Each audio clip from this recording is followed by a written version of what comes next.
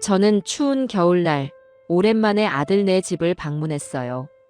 날씨가 몹시 추워서 옷 속에 두꺼운 내복을 입고 갔는데 그게 화근이 될 줄은 몰랐습니다.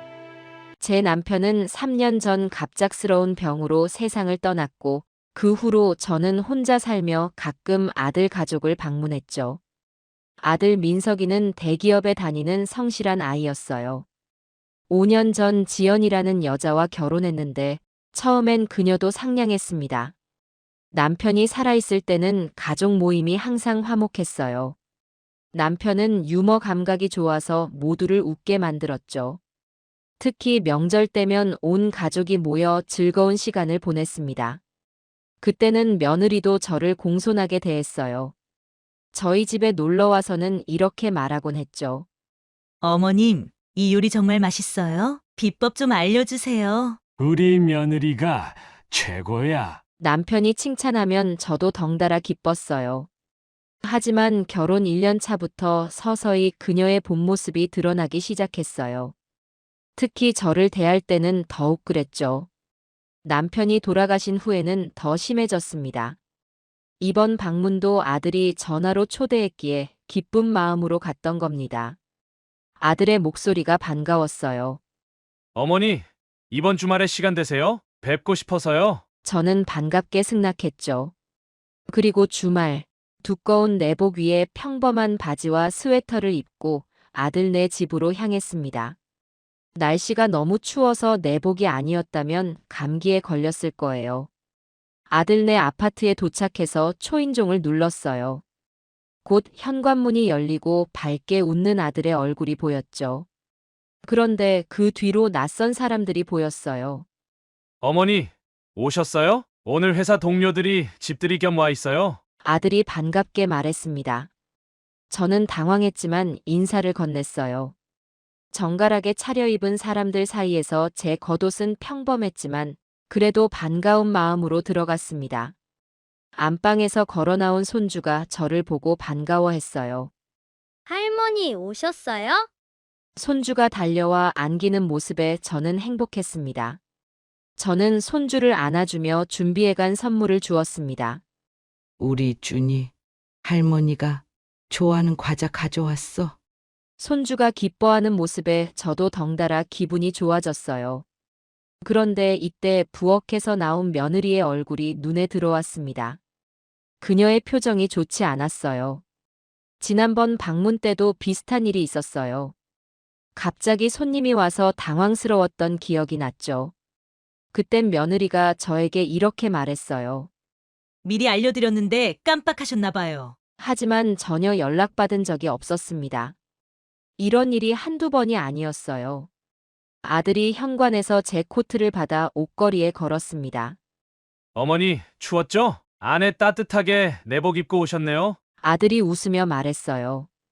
저도 웃으며 고개를 끄덕였습니다. 늘 추위를 많이 타서 겨울이면 항상 내복을 입었거든요. 남편도 살아생전에 제가 추위를 타는 것을 많이 걱정했었죠. 부엌에서 나온 며느리가 저를 발견하자마자 표정이 굳었어요. 그리고는 손님들이 다 들을 수 있는 목소리로 쏘아붙였습니다. 어머님, 오늘 손님 온다고 오지 말라고 미리 문자 드렸잖아요? 그런데 이게 뭐예요? 그리고 이 내복은 뭐예요? 쪽팔리게. 그 자리에 있던 모든 사람들이 순간 정적에 빠졌어요. 저는 얼굴이 화끈거리며 말문이 막혔습니다.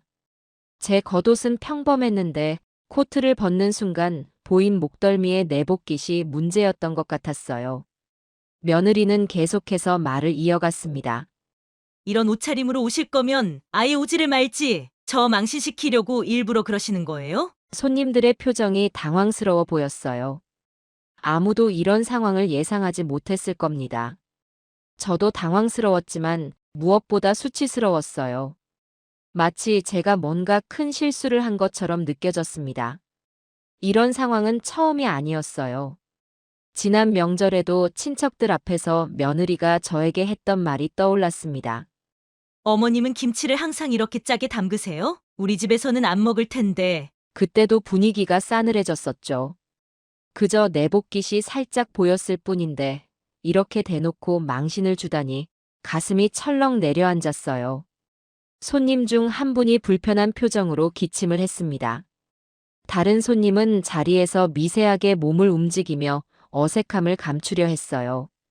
저는 어떻게 반응해야 할지 몰라 그저 서 있었습니다. 손님들은 민망해하며 서로 눈치를 봤어요.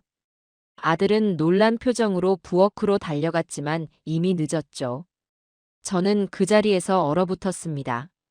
며느리의 날카로운 목소리가 계속 귓가에 맴돌았어요. 저는 작은 목소리로 말했습니다. 미안해. 내가 실수했나 봐. 그러나 사실 저는 아무런 문자도 받지 못했어요. 휴대폰을 확인해 보니 아들에게서 온 전화 기록만 있었지 며느리의 문자는 없었습니다. 그런데도 제가 뭔가 잘못한 것처럼 사과했어요. 이런 상황이 처음이 아니었기 때문이죠. 지난 추석 때도 비슷한 일이 있었습니다. 제가 손주에게 용돈을 주려고 했어요. 우리 손주, 할머니가 용돈 줄게. 그때 며느리가 끼어들었습니다. 또 과한 용돈 주시려고요? 애 버릇 다 버리게? 손주는 당황한 표정으로 저와 엄마를 번갈아 쳐다봤어요. 결국 용돈을 받지 못했죠. 저는 그때도 그냥 넘어갔습니다. 가족 사이에 갈등이 생기는 것이 싫었거든요. 남편이 살아있을 때는 이런 일을 겪지 않았어요. 그때는 모두가 화목했던 것 같습니다. 남편은 항상 농담으로 분위기를 풀곤 했죠. 우리 집에서는 내복이 유행이야. 우리 집 사람이 제일 멋지게 입지. 그런 말로 모두를 웃게 만들었어요. 하지만 이제 그런 보호막은 없었습니다. 남편이 돌아가신 후부터 며느리의 태도가 급격히 변했어요. 마치 제가 짐이 된 것처럼 대했죠. 저는 결국 화장실로 피해 들어갔습니다. 거울 속 제 모습이 초라해 보였어요. 가슴이 아팠습니다. 화장실 문 앞에서 아들과 며느리의 말다툼 소리가 들렸어요. 도대체 왜 그런 식으로 어머니한테 말하는 거야? 아들의 목소리가 낮지만 단호했습니다. 손님들 앞에서 어머니를 그렇게 망신 주다니 정말 못 믿겠어. 당신 엄마가 얼마나 나를 무시하는데? 일부러 그러는 거라고. 항상 나만 무시해. 며느리의 날카로운 목소리가 응수했어요. 무슨 소리야?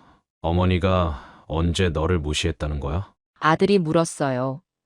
눈에 보이지 않아? 항상 내가 없는 것처럼 행동하고 내 마음은 전혀 신경 쓰지 않아. 손님들 오는 날 일부러 저런 옷차림으로 와서 나 망신 주려는 거라고. 며느리의 목소리가 점점 높아졌습니다. 지연아, 어머니는 그런 분이 아니야. 게다가 내복이 뭐가 문제야? 밖에서 보이지도 않는데. 보이지 않아? 목덜미에 내복깃이 다 보이는데 이런 중요한 날 저런 옷차림이라니. 정말 나 무시하는 것밖에 더 있어? 이런 말다툼은 처음이 아니었습니다. 작년 생일 때도 비슷한 상황이 있었어요. 제 생일이라 아들이 저를 초대했는데 며느리는 음식 준비도 안 했습니다. 저희끼리 약속이 있어요. 그렇게 말하고는 나가버렸어요. 아들이 많이 미안해했죠. 그땐 그냥 넘어갔는데 이제 생각해보니 그때부터 뭔가 조치를 취했어야 했는지도 모르겠습니다. 화장실에서 나오려니 아들이 기다리고 있었어요. 어머니, 정말 죄송해요. 지연이가 요즘 좀 예민해서요. 항상 그런 변명이었습니다. 저는 그냥 웃으며 넘기려 했지만 마음은 아팠어요. 화장실에서 나오니 식사 자리가 마련되어 있었어요. 며느리는 억지 웃음을 지으며 손님들을 대접하고 있었죠. 저를 보는 순간 그녀의 눈빛이 차갑게 변했습니다. 어머님, 여기 앉으세요. 아니, 거기 말고요. 그 내복 안 보이는 여기 앉으시라고요. 며느리가 비꼬는 말투로 자리를 권했어요. 아들의 얼굴이 굳어졌습니다. 손님들은 어색한 웃음을 지었어요. 누구도 이런 상황을 예상하지 못했을 겁니다. 저는 아들의 친구 중 한 명이 지난번에 본 적이 있다는 것을 기억해냈어요. 그때도 며느리가 제 앞에서 이야기했습니다. 시어머니는 역시 가끔 보는 게 좋아요. 그때도 모두를 당황하게 했던 기억이 떠올랐습니다. 손님 중 한 명이 저에게 말을 걸었어요. 어머님, 아드님 참 잘 키우셨네요. 회사에서도 칭찬이 자자하세요. 저는 그저 미소로 답할 수밖에 없었습니다. 며느리의 눈치가 보였기 때문이에요. 그분은 계속해서 말을 이어갔습니다. 민석이 형이 늘 어머님 자랑을 많이 해요. 특히 요리 솜씨가 정말 좋다고요. 그 말에 며느리의 표정이 더 어두워졌어요. 저는 조심스럽게 대답했습니다. 가찬이에요. 평범한 엄마 요리일 뿐이에요. 아니에요. 지난번에 민석이 형이 어머님이 만든 김치를 회사에 가져왔는데 정말 맛있었어요. 그 말에 며느리가 끼어들었습니다. 우리 집 김치는 제가 담가요? 시어머님 김치는 너무 짜서 우리 집에서는 안 먹거든요. 다시 무거운 침묵이 내려앉았어요. 아들이 억지로 웃으며 화제를 돌렸습니다. 자, 이제 다들 식사하세요. 오늘 지연이가 특별히 준비한 요리예요. 손님들은 어색하게 웃으며 음식에 집중했어요. 저는 입맛이 없었지만 억지로 밥을 떠먹었습니다. 갑자기 며느리가 말했어요. 어머님, 그 옷차림으로 밥 먹으시니까 정말 요양원에 계신 것 같네요. 모두가 숨을 멈췄죠. 저는 순간 밥숟가락을 떨어뜨릴 뻔했어요. 그런 말을 들을 거라고는 예상하지 못했거든요. 2년 전 막내딸 결혼식 때도 비슷한 일이 있었습니다. 결혼식에 저는 정성껏 준비한 한복을 입고 갔어요. 비싸지는 않았지만 정성을 들여 고른 한복이었죠. 그런데 며느리가 하객들 앞에서 말했어요.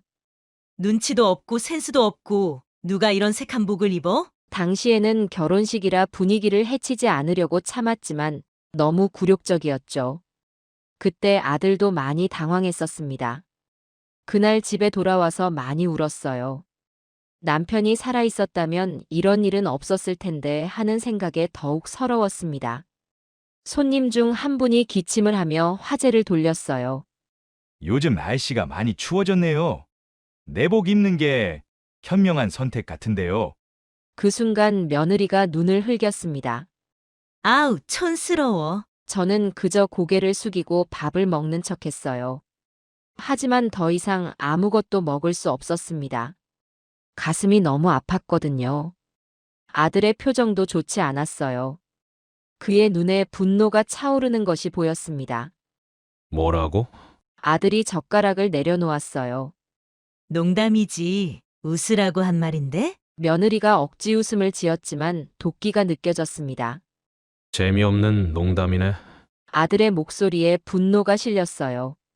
며느리는 아랑곳하지 않고 계속해서 저를 향해 독설을 퍼부었죠. 어머님은 항상 이렇게 상황 파악을 못 하시나 봐요. 우리 집에 오실 때는 좀 신경 써서 오시지 그래요? 매번 이런 식으로 저를 난처하게 만드시고. 이 말은 지난 설날 며느리가 친정 식구들 앞에서 했던 말과 똑같았어요. 시어머니는 항상 불청객처럼 오셔서 분위기를 망치세요. 그때도 너무 상처받았지만 아들을 위해 참았던 기억이 났습니다. 식탁에는 무거운 침묵이 내려앉았어요. 손님들은 어서 식사를 마치고 자리를 떠나고 싶어하는 눈치였습니다. 저는 손이 떨려서 물잔을 제대로 들 수 없었어요. 며느리의 말이 계속해서 귓가에 맴돌았습니다. 마치 제가 뭔가 큰 잘못을 저지른 것처럼 느껴졌어요. 하지만 저는 단지 추운 겨울날 내복을 입고 아들 집을 방문했을 뿐인데 그게 그렇게 큰 문제였나요? 아들이 다시 말을 이었어요. 지연, 이제 그만해. 더 이상 어머니를 모욕하지 마. 아들의 목소리는 낮지만 단호했습니다. 며느리는 코웃음을 쳤어요. 뭐요? 난 그냥 사실을 말한 것뿐인데? 당신도 알잖아. 당신 엄마가 항상 나를 무시한다는 거. 손님 중 한 명이 헛기침을 했어요. 다른 손님은 화장실에 가겠다며 자리를 피했습니다. 아들의 눈빛이 점점 더 험악해졌죠. 저는 떨리는 손으로 물잔을 들었어요. 이런 상황이 처음이 아니었지만 이번에는 너무 심했습니다. 지난달에는 제가 아플 때 아들이 걱정돼서 방문했어요. 그때 며느리가 현관에서 말했습니다. 우리가 간병인인가요? 아프면 아픈 거지. 왜 우리가 여기 찾아와야 돼? 그때 아들은 깜짝 놀라며 며느리를 말렸어요. 지연아, 그게 무슨 말이야? 어머니가 아프신데. 당신 엄마가 아프다고 우리가 뭘 어쩌라고? 요양원에 모시지 그래? 그 말에 아들의 표정이 굳어졌었죠. 저는 그때 너무 서러워서 말도 못했어요. 결국 그냥 집으로 돌아왔죠. 그 후로 아들과 며느리 사이에 갈등이 깊어진 것 같았습니다. 식사 자리가 너무 불편해져서 저는 슬그머니 자리에서 일어나려 했어요. 그때 며느리가 다시 입을 열었습니다. 벌써 가시게요? 음식이 입에 안 맞으세요? 제가 요리를 잘 못해서 죄송해요. 비꼬는 말투였지만 손님들 앞에서는 예의를 차리는 척했습니다. 저는 작은 목소리로 대답했어요. 아니야. 음식 맛있어. 그냥 잠시 화장실에 가려고. 저는 다시 화장실로 피신했습니다. 그곳에서 잠시 마음을 가라앉히려 했어요. 거울 속 제 모습은 창백했습니다. 눈에는 눈물이 고여 있었어요. 깊은 한숨을 내쉬며 남편 생각이 났습니다. 남편이 살아 있었다면 이런 일은 없었을 텐데. 너 진짜 그만해. 아들이 낮은 목소리로 경고했어요. 왜? 내가 틀린 말 했어? 당신도 알잖아. 어머님이 일부러 그러신다는 거. 며느리는 아랑곳하지 않고 계속했습니다. 내가 어머님한테 문자 보냈다고 했지만 사실 안 보냈어. 그냥 오시면 놀랄 것 같아서 재밌을 것 같았거든. 근데 진짜 저런 옷차림으로 오실 줄은 몰랐다니까? 완전 코미디잖아. 며느리가 킥킥거리며 말했어요. 손님들은 놀란 표정으로 서로를 쳐다봤습니다. 아들의 얼굴은 점점 하얗게 변했어요. 이 말을 듣는 순간 지난 1년간 있었던 모든 일이 이해가 됐습니다. 지난 크리스마스에 갑자기 초대받았을 때도, 명절에 시간이 바뀌었다고 연락받았을 때도 모두 며느리의 계획된 행동이었던 거예요. 크리스마스 때는 아들이 연락했다며 시간을 잘못 알려줬어요. 저는 2시간이나 일찍 도착해서 아무도 없는 집 앞에서 기다려야 했죠. 겨울이라 너무 추웠는데 결국 동네 카페에서 혼자 시간을 보내야 했어요. 그때도 며느리는 그렇게 말했어요. 아, 민석이가 시간을 잘못 말했나 보네요. 설날에는 아침 일찍 오라고 해놓고 다들 늦잠을 자고 있었어요. 제가 문자를 보내도 답장이 없어서 계속 밖에서 기다렸죠. 결국 1시간 후에야 문을 열어주면서 하는 말이, 어머, 벌써 오셨어요? 저희 점심 때 오시라고 했는데. 하지만 제가 받은 문자에는 분명히 아침 9시라고 적혀 있었죠. 저를 일부러 난처한 상황에 두려고 했던 것이죠. 아들도 이제야 모든 걸 깨닫는 표정이었습니다. 손님들은 불편한 표정으로 서로를 쳐다봤어요. 아무도 이런 상황을 예상하지 못했을 겁니다. 손님들의 표정이 경악으로 바뀌었어요. 아들의 얼굴이 하얗게 변했죠. 저는 그제서야 모든 상황이 계획된 것임을 깨달았습니다. 가슴이 무너져 내렸어요. 아들이 천천히 일어섰죠. 그의 눈에서 지금까지 본 적 없는 분노가 느껴졌습니다. 작년 여름 손주 돌잔치 때도 비슷한 일이 있었어요. 며느리가 하객들 앞에서 말했습니다.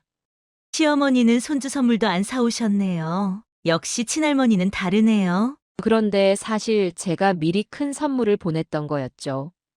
금반지와 돌복을 미리 보냈는데 며느리는 받지 않았다고 했어요. 나중에 아들을 통해 알고 보니 며느리가 그 선물을 받고도 숨겨둔 것이었습니다. 아들도 그때는 믿지 않았어요. 어머니가 착각하시는 거 아니에요? 라고 말했죠. 그날 이후로 부부 사이가 안 좋아진 것 같았습니다. 아들이 입을 열었어요. 너 오늘 정말 실망이다. 어떻게 어머니를 이렇게 대할 수 있지? 며느리는 여전히 뻔뻔했습니다. 뭐, 나 사실대로 말한 것뿐인데? 당신 엄마가 우리 집에 올 때마다 분위기 망치잖아. 아들의 눈이 커졌어요. 그는 이제야 모든 것을 깨달은 것 같았습니다. 그러니까 너가 일부러 어머니를 당황스럽게 만든 거야? 크리스마스 때도, 설날에도, 그리고 오늘도? 며느리는 어깨를 으쓱했어요. 그게 뭐 어때서? 당신 엄마는 항상 나를 무시했잖아. 어머니가 언제 널 무시했어? 오히려 항상 너가 어머니를 무시했잖아. 아들의 목소리가 높아졌습니다. 손님들은 불편한 표정으로 자리에서 미세하게 몸을 움직였어요. 다들 죄송합니다. 오늘 식사는 여기까지인 것 같네요. 아들이 손님들에게 정중히 말했어요. 손님들은 서둘러 자리에서 일어났습니다. 아들의 격양된 모습에 더 이상 머물기가 불편했던 거죠.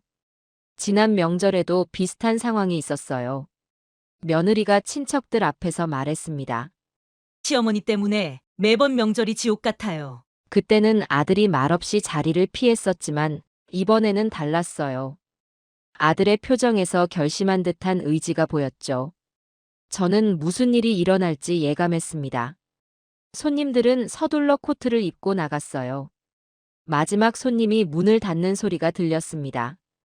이제 집에는 저희 셋만 남았어요. 무거운 침묵이 흘렀습니다. 아들의 친구 중 한 명이 떠나기 전 저에게 작은 목소리로 말했어요. 어머님, 걱정 마세요. 민석이 형이 현명하게 처리할 거예요. 그 말에 조금 위안이 되었습니다. 적어도 아들의 친구들은 상황을 이해해 준 것 같았어요. 그들이 모두 나간 후 집안은 무거운 침묵에 휩싸였습니다. 손주는 자기 방에 들어가 있었고 거실에는 저희 셋만 남았어요. 어머니, 화장실에 계셨군요. 괜찮으세요? 아들이 저를 발견하고 다가왔습니다. 저는 고개를 끄덕였어요. 말을 하려고 해도 목이 메어 제대로 나오지 않았습니다. 모두가 나간 후 아들은 식탁을 바라보았어요. 며느리는 여전히 비웃는 표정이었습니다. 뭐야? 왜 그래? 나 틀린 말 했어? 며느리가 뻔뻔하게 물었죠. 지난 추석에도 이런 일이 있었어요. 제가 음식을 가져갔을 때 며느리가 말했습니다.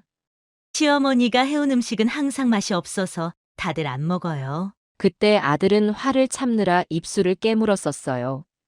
하지만 이번에는 달랐습니다. 아들은 말없이 식탁 위의 모든 그릇을 한 번에 쓸어버렸어요. 요리와 그릇들이 바닥에 와장창 떨어졌습니다. 며느리는 놀란 표정으로 자리에서 벌떡 일어났어요.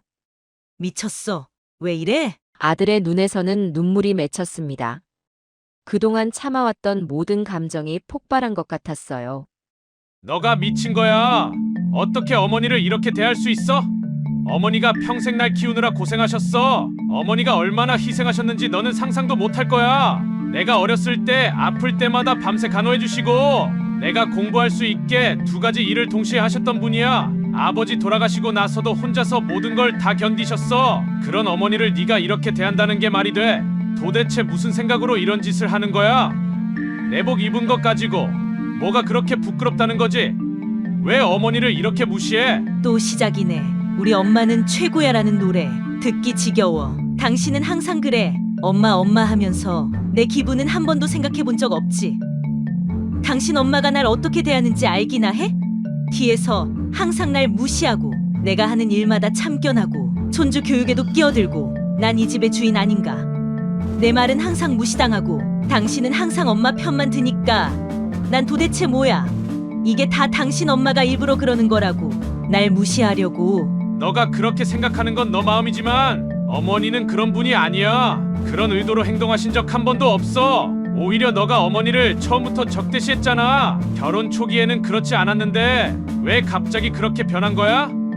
내가 많이 참았어. 너가 어머니한테 했던 모든 말과 행동을 알면서도 우리 가정을 위해서 참았다고. 하지만 이제는 더 이상 못 참겠어. 특히 오늘 손님들 앞에서 어머니를 그렇게 망신 주다니. 도대체 인간으로서 어떻게 그럴 수가 있어? 너 지금부터 짐 싸 당장. 이 집에서 나가. 뭐? 니네 엄마 때문에 나한테 이래? 진짜 이런 식으로 나를 내쫓겠다고?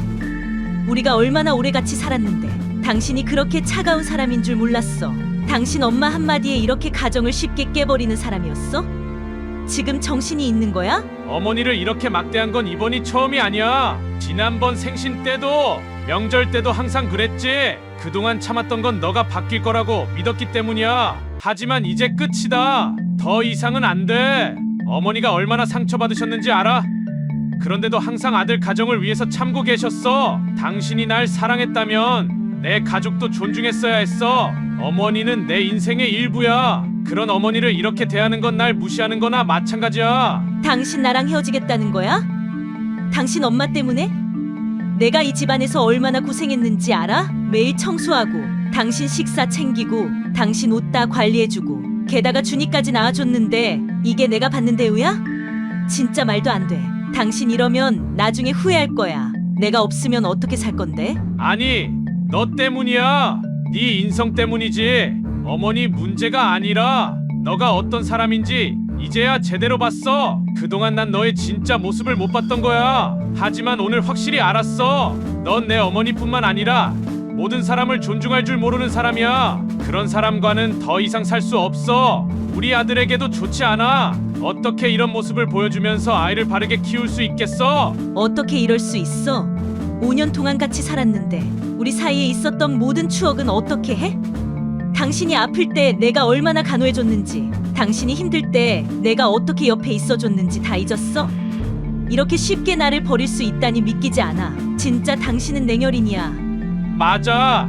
5년 동안 너가 어머니를 어떻게 대했는지 내가 다 봤어. 처음엔 너가 적응 기간이 필요하다고 생각했어. 그런데 점점 더 심해졌잖아. 너가 어머니 앞에서 한 행동과 뒤에서 한 행동이 달랐다는 것도 이제 알아. 어머니가 내게 말씀 안 하셨지만 너 집에 없을 때 어떻게 대했는지 이웃들이 내게 다 말해줬어. 그리고 추억, 물론 좋은 추억도 있었지. 하지만 그건 너가 만든 가면일 뿐이었어. 진짜 너의 모습은 오늘 내가 본 그 모습이야. 그럼 애는? 우리 아들은 어쩔 거야? 얘가 엄마 없이 어떻게 자라? 당신 엄마가 키울 건가? 그게 당신이 생각하는 올바른 교육이야. 아이에게 엄마가 얼마나 중요한지 모르는 거야? 당신 이기적이야. 당신 감정만 생각하지 말고 아이 생각도 좀 해봐. 당연히 내가 키울 거야. 너가 어떤 모습을 보여줬는지 법원에 충분히 증거를 제출할 수 있어. 아이에게 어떤 말을 했는지, 어떻게 대했는지 다 기록해뒀어. 며칠 전에도 준이가 학교에서 울면서 왔잖아. 너 뭐라고 했는지 알아? 너는 할머니처럼 우유부단하게 자라지 말라고 했다며? 아이에게 조부모를 흉보도록 가르치는 어머니가 좋은 부모인 것 같아? 난 이제 아이를 위해서라도 결단을 내려야겠다고 생각해. 진정해. 이런 결정은 감정적으로 하면 안 돼. 좀 더 생각해보고 천천히 결정하는 게 좋지 않을까? 너무 급하게 생각하지 말고. 어머니, 이건 오늘만의 문제가 아니에요. 제가 너무 늦게 깨달았습니다. 사실 몇 달 전부터 변호사와 상담하고 있었어요. 어머님을 이렇게 대하는 것을 더 이상 참을 수 없었거든요. 그리고 준이도 요즘 많이 힘들어했어요. 할머니와 엄마 사이에서 스트레스 받는다고. 이건 감정적인 결정이 아니라 오랫동안 생각해온 거예요. 이게 우리 모두를 위한 결정이라고 확신합니다. 정말 웃기네. 당신 엄마가 뭐가 그렇게 대단해? 그냥 내복 입은 건 뭐라 했다고 이렇게 난리야? 아니면 또 뭐 있어? 내가 당신 엄마한테 뭘 그렇게 잘못했다고 이렇게 대하는 건데 말해봐. 뭐가 그렇게 큰 문제였는지. 당신도 알잖아. 당신 엄마가 항상 나를 무시했다는 걸. 내가 요리해도 맛없다고 하고 내가 집안일 해도 깨끗하지 않다고 하고 그런 시선으로 날 바라보는 사람이랑 어떻게 사이좋게 지내라는 거야? 내복이 문제가 아니야. 너가 어머니를 대하는 태도가 문제야. 지난 5년 동안 얼마나 많은 모욕과 비웃음을 주었는지 알아? 어머니가 얼마나 상처받았는지 생각해 본 적 있어? 그리고 어머니가 너를 무시한 적 없어. 오히려 항상 네 입맛에 맞는 음식 준비하려고 노력하셨고 너가 좋아하는 선물 사다 주셨잖아. 너 아플 때 끓여주신 미역국 기억 안 나? 어머니가 널 대하는 방식과 너가 어머니를 대하는 방식은 하늘과 땅 차이야. 내가 다 지켜봤어. 이제는 더 이상 눈 감고 있을 수 없어. 당신은 항상 엄마만 생각하잖아. 나는 뭐야? 내 마음은 왜 고려해주지 않아? 내가 얼마나 외롭고 힘들었는지 알아? 시댁 눈치 보느라 내 친정 가족도 제대로 못 만나고 항상 당신 가족 행사와 당신 가족 일정에 맞춰서 살았어. 근데 나한테는 뭐가 돌아왔어? 당신의 무관심, 당신 엄마의 간섭, 그리고 이제는 이런 배신. 난 정말 당신을 사랑했는데 이게 내가 받는 대우야? 이 마음, 지난 5년 동안 네 마음만 고려했어. 어머니가 얼마나 참으셨는지 알아? 당신이 준이 생일 때 어머니가 사온 선물을 몰래 숨겨둔 것도 알아. 명절 때 어머니가 가져오신 음식을 버린 것도 알고 있어. 그리고 어머니가 아프다고 전화하셨을 때 일부러 전화 안 받은 것도. 이 모든 걸 내가 모를 거라고 생각했어? 다 알고 있었어. 근데도 참았어. 너가 바뀔 거라고 믿었으니까. 하지만 이제는 안 되겠어. 이건 사랑의 문제가 아니라 인간으로서의 기본적인 존중의 문제야. 이제 그만하자. 더 이상은 의미가 없어. 이런 대화가 우리를 어디로 데려갈지 뻔해. 지금부터 각자의 삶을 살자. 넌 짐을 싸고 나는 변호사에게 연락할게. 이혼 서류는 이미 준비되어 있어. 너가 아이를 만나는 건 괜찮아. 하지만 양육권은 내가 가질 거야. 이건 협상의 여지가 없어. 준이에게 어떤 영향을 미치는지 생각해봐. 어머니에 대한 네 태도가 아이에게 어떤 본보기가 되는지. 다 당신 때문이에요. 처음부터 당신이 우리 사이를 갈라놓으려고 했잖아요. 당신이 없었으면 우리 가정은 이렇게 되지 않았을 거예요. 당신이 아들을 너무 오래 붙잡고 있었던 거예요. 이기적이고 독점적인 어머니. 이런 게 정상적인 관계인 것 같아요? 당신 아들의 결혼 생활을 망치고 만족하세요? 이제 당신이 바라던 대로 아들을 독차지할 수 있겠네요. 어머니 그만 좀 괴롭혀. 이게 다 내 결정이야. 어머니는 오히려 날 만류하셨어. 너무 성급하게 결정하지 마라. 가정을 쉽게 깨면 안 된다고 조언하셨다고. 어머니는 내 행복만 바라셨어. 그래서 너가 아무리 무례하게 굴어도 참으셨던 거야. 하지만 난 더 이상 못 참아. 너가 어머니에게 상처 주는 걸 더 이상 지켜볼 수 없어. 그리고 이건 너가 어머니뿐만 아니라 다른 사람들에게도 보여준 태도야. 내 친구들, 직장 동료들, 심지어 네 친구들에게도 넌 네 방식대로만 생각하고 남의 감정은 전혀 고려하지 않아. 어떻게 나한테 이럴 수 있어? 내가 얼마나 당신을 사랑했는데 우리가 처음 만났을 때를 기억해? 얼마나 행복했는지 내가 당신을 위해 얼마나 많은 것을 포기했는지 알아? 내 커리어, 내 꿈, 내 시간 다 당신과 이 가정을 위해 희생했어. 그런데 이게 내가 받는 보답이야? 이렇게 쉽게 날 버려? 당신이 그런 사람인 줄 몰랐어. 정말 실망이야. 사랑, 진짜 사랑했다면 내 어머니도 존중했을 거야. 가족은 그런 거야. 서로를 존중하고 배려하는 거. 너가 날 진정으로 사랑했다면 내게 소중한 사람들도 소중하게 여겼을 거야. 그리고 우리가 처음 만났을 때 그때 너와 지금의 너는 완전히 다른 사람이야. 결혼 초기에는 어머니에게도 잘하더니 왜 갑자기 변한 거야? 그건 널 몰라보게 만들었어. 이제 와서 희생을 이야기하지 마.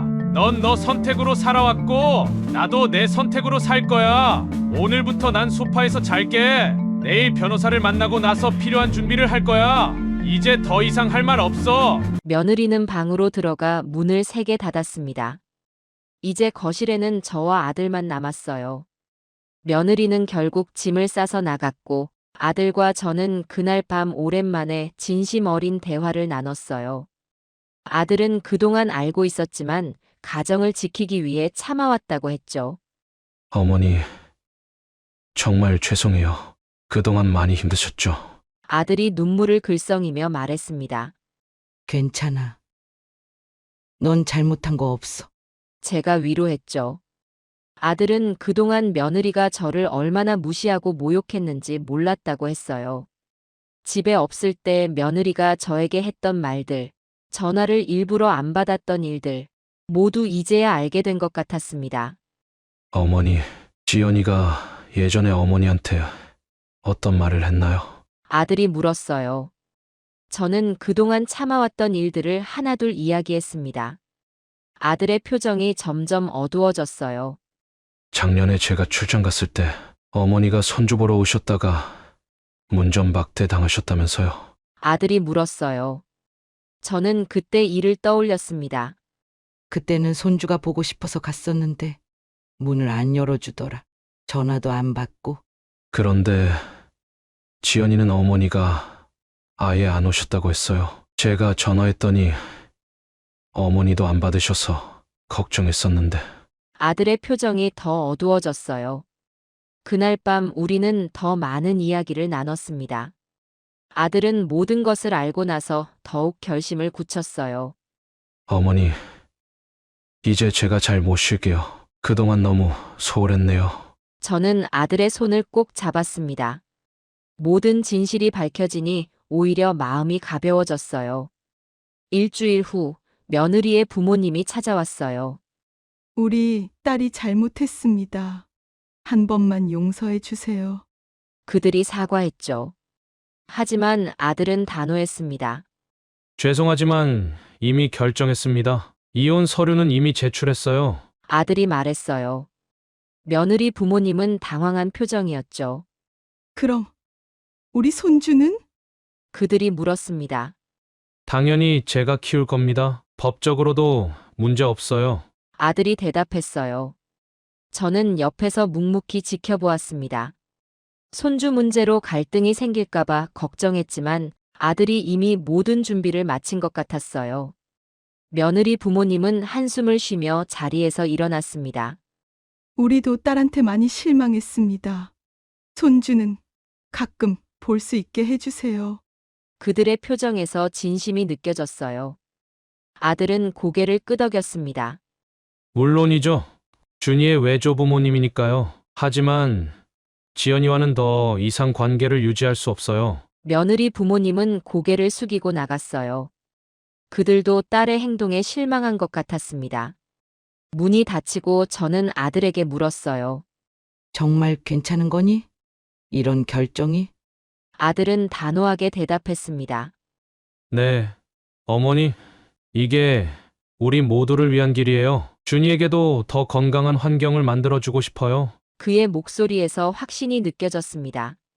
한 달 후, 아들과 손주는 제 집 근처로 이사했습니다. 어머니 가까이 있는 게 좋을 것 같아요. 그동안 너무 멀리 있었어요. 아들이 말했어요. 손주는 매일 저와 함께 시간을 보냈죠. 할머니, 이제 자주 볼 수 있어서 좋아요. 손주가 해맑게 웃었습니다. 저는 가슴이 따뜻해졌어요. 아들은 회사 일에 더 집중하게 되었고 승진도 했습니다. 어머니 덕분이에요. 이제 스트레스 없이 일할 수 있어요. 아들이 기뻐했죠. 때로는 가족이라는 이름으로 참아온 것들이 무너지는 순간이 필요한 법이에요. 손주와 함께하는 시간이 늘어나면서 저도 활력을 되찾았습니다. 아들도 편안해 보였어요. 가끔은 며느리 생각이 나겠지만 그래도 이게 더 나은 선택이었다고 생각했습니다. 저는 손주를 유치원에 데려다주고 데려오는 일을 담당했어요. 그동안 못했던 할머니 역할을 할 수 있어서 기뻤습니다. 손주도 유치원에서 친구들에게 자랑했대요. 우리 할머니가 맛있는 간식을 싸주셨어. 그 말을 들으니 더욱 기뻤어요. 아들도 퇴근 후에는 저희와 함께 저녁을 먹으며 행복한 시간을 보냈습니다. 이런 평화로운 일상이 얼마나 소중한지 새삼 깨닫게 되었어요. 이웃들은 저희 가족 상황을 알게 되었어요. 참 현명하게 잘 처리하셨네요. 이웃 할머니가 말했습니다. 요즘 시대에 그런 며느리를 둔 것도 불운이었지만 그래도 아드님이 현명해서 다행이에요. 그녀가 덧붙였죠. 저는 미소 지으며 고개를 끄덕였어요. 과거에 저도 며느리를 이해하려고 많이 노력했습니다. 명절 음식도 며느리 입맛에 맞게 준비하고 선물도 정성껏 골랐죠. 하지만 그녀는 항상 제 진심을 무시했어요. 이제는 그런 아픔에서 벗어나 평온한 일상을 찾게 되었습니다. 어머니, 오늘은 제가 요리할게요. 아들이 주말마다 요리를 하기 시작했어요. 서툴지만 정성이 가득했죠. 손주도 도와주면서 함께 시간을 보냈습니다. 이런 소소한 행복이 얼마나 소중한지 다시 한번 깨달았어요. 오랜만에 동네 산책을 나갔을 때는 봄바람이 상쾌했습니다. 손주가 제 손을 잡고 걸으며 학교 이야기를 했어요. 아들은 뒤에서 따라오며 사진을 찍었죠. 이런 평화로운 순간들이 쌓여 우리 가족의 행복이 되는 것 같았습니다. 어느 날 아들의 회사 동료가 집에 놀러 왔어요. 그날 손님들 중 한 명이었습니다. 어머님, 그때 정말 놀랐어요. 하지만 민석이 형이 결단력 있게 대처하는 모습이 멋있었습니다. 그 상황에서 그렇게 단호하게 행동할 수 있는 분은 많지 않을 거예요. 민석이 형이 평소에 차분하고 조용한 성격이라 더 놀랐던 것 같아요. 그가 말했어요. 아들은 부끄러운 듯 웃었습니다. 그래도 손님들 앞에서 그런 모습 보여드려서 미안해. 여러분을 초대해놓고 그런 불편한 상황을 겪게 해서 정말 미안했어. 그날 이후로 계속 마음이 무거웠거든. 아들이 미안해했어요. 하지만 그의 동료는 고개를 저었습니다. 아니에요. 오히려 존경스러웠어요. 어머님을 그렇게 대하는데 가만히 있었다면 그게 더 이상했을 거예요. 사실 저희 모두 그런 상황에서 어떻게 반응해야 할지 몰라 당황했지만 형님이 취한 행동은 정말 옳았다고 생각해요. 가족을 지키는 모습이 참 멋있었습니다. 그의 말에 저는 마음이 따뜻해졌어요. 아들이 존중받는 모습을 보니 기뻤습니다. 저를 위해 그런 결단을 내린 아들이 자랑스러웠어요. 그동안 아들이 마음고생이 많았을 텐데, 이제는 주변 사람들에게도 인정받는 모습이 보여 다행이라는 생각이 들었습니다. 민석이 형이 그동안 많이 힘들어했어요. 집에서 항상 긴장하고 있는 것 같았거든요. 회사에서도 가끔 한숨을 쉬곤 했는데 이제는 그런 모습이 사라졌어요. 다른 동료가 말했습니다. 저는 그 말을 들으며 아들이 얼마나 많은 스트레스를 받았을지 생각하니 마음이 아팠어요. 그래도 이제는 편안해 보여서 다행이었습니다. 그날 저녁 아들의 동료들이 더 많이 찾아왔어요. 모두 아들을 응원하러 온 것 같았습니다. 동료들은 각자 음식을 가져왔고 거실에는 웃음소리가 가득했습니다. 오랜만에 보는 밝은 분위기였어요. 형, 회사에서도 요즘 일에 더 집중하시는 것 같아요. 지난 프로젝트 때는 정말 놀라운 아이디어를 내셨잖아요. 부장님도 많이 칭찬하셨다던데요. 또 다른 동료가 말했어요. 아들은 미소를 지으며 고개를 끄덕였습니다. 그동안은 집에 일이 많아서 업무에 완전히 집중하기 어려웠어. 하지만 이제는 마음도 편하고 일에도 더 열중할 수 있게 됐어. 형, 요즘 표정이 밝아졌어요. 예전보다 훨씬 편안해 보여요. 몇 달 전만 해도 항상 무거운 표정이었는데 이제는 웃는 모습을 자주 볼 수 있어서 좋아요. 회사 분위기도 덕분에 더 좋아진 것 같아요. 한 동료가 말했습니다. 아들은 미소를 지었어요. 그래, 요즘 정말 행복해. 어머니와 아들과 함께 지내니까 마음이 편해. 매일 아침 일어났을 때 기분이 다르다고 할까? 예전에는 항상 무언가 무거운 느낌이었는데 이제는 가벼운 마음으로 하루를 시작할 수 있어. 준이도 훨씬 밝아졌고. 아들의 말을 들으며 저도 미소 지었어요. 함께 지내면서 아들의 얼굴이 점점 밝아지는 것을 보는 것은 정말 행복한 일이었습니다. 손주 준이도 더 활발해지고 웃음이 많아졌어요. 어머님, 민석이 형이 늘 어머님 음식 자랑을 해요. 특히 된장찌개는 정말 맛있다고 하던데 다음에 저도 꼭 먹어보고 싶어요. 젊은 동료가 저에게 말했어요. 저는 그 말에 행복한 마음으로 고개를 끄덕였습니다. 다음에 시간 되시면 언제든지 와요. 된장찌개 맛있게 끓여드릴게요. 저는 그 말을 듣고 눈시울이 뜨거워졌습니다. 아들이 행복해하는 모습을 보니 그동안의 아픔이 씻겨 내려가는 것 같았어요. 힘들었던 시간들이 지나고 이제 모두가 행복해지는 모습을 보니 기뻤습니다. 남편이 하늘에서 지켜보고 있다면 아마 안심했을 거예요. 아들은 제 눈빛을 알아차리고 살며시 손을 잡아주었습니다. 어머니, 모든 게 잘 될 거예요. 우리 함께 이겨냈잖아요. 아들의 그 말에 저는 고개를 끄덕였습니다. 그렇게 우리는 서로에게 힘이 되어주며 새로운 행복을 찾아가고 있었어요. 6개월이 지났어요. 아들의 이혼이 최종적으로 확정되었습니다. 며느리는 가끔 손주를 만나러 왔지만 저희와는 마주치지 않으려고 노력했어요. 그날도 손주를 데리러 왔을 때 제가 문을 열어주었습니다. 안녕. 제가 담담하게 인사했어요. 며느리는 잠시 당황한 듯 했지만 고개를 숙여 인사했습니다. 안녕하세요, 어머님. 그녀의 목소리에서 예전의 날카로움은 찾아볼 수 없었어요. 아마도 많은 것을 깨달았는지도 모르겠습니다. 손주가 뛰어나와 엄마를 반겼어요. 며느리의 얼굴에 미소가 번졌습니다. 그 모습을 보니 복잡한 감정이 들었어요. 어느 날 아들이 물었어요. 어머니, 요즘 어떠세요? 좋아. 너 덕분에 행복하단다. 제가 진심으로 대답했죠. 아들이 제 손을 잡았습니다. 어머니, 그동안 제가 어머니 마음을 몰라드려서 죄송해요. 지연이가 어머니를 그렇게 대하는데도 제대로 말리지 못했어요. 아니야. 너가 뭘 어쩔 수 있었겠니? 넌 둘 사이에서 많이 힘들었을 거야. 제가 아들을 위로했어요. 아들은 깊은 한숨을 내쉬었습니다. 그래도 더 일찍 결단을 내렸어야 했는데 어머니가 그렇게 오래 참으실 줄은 몰랐어요. 아들의 눈에 눈물이 맺혔어요. 저도 마음이 아팠지만 이제는 모든 게 좋아질 거라고 믿었습니다. 이제 괜찮아. 우리 함께 있잖아. 제가 말했어요. 아들은 고개를 끄덕였습니다. 네, 어머니.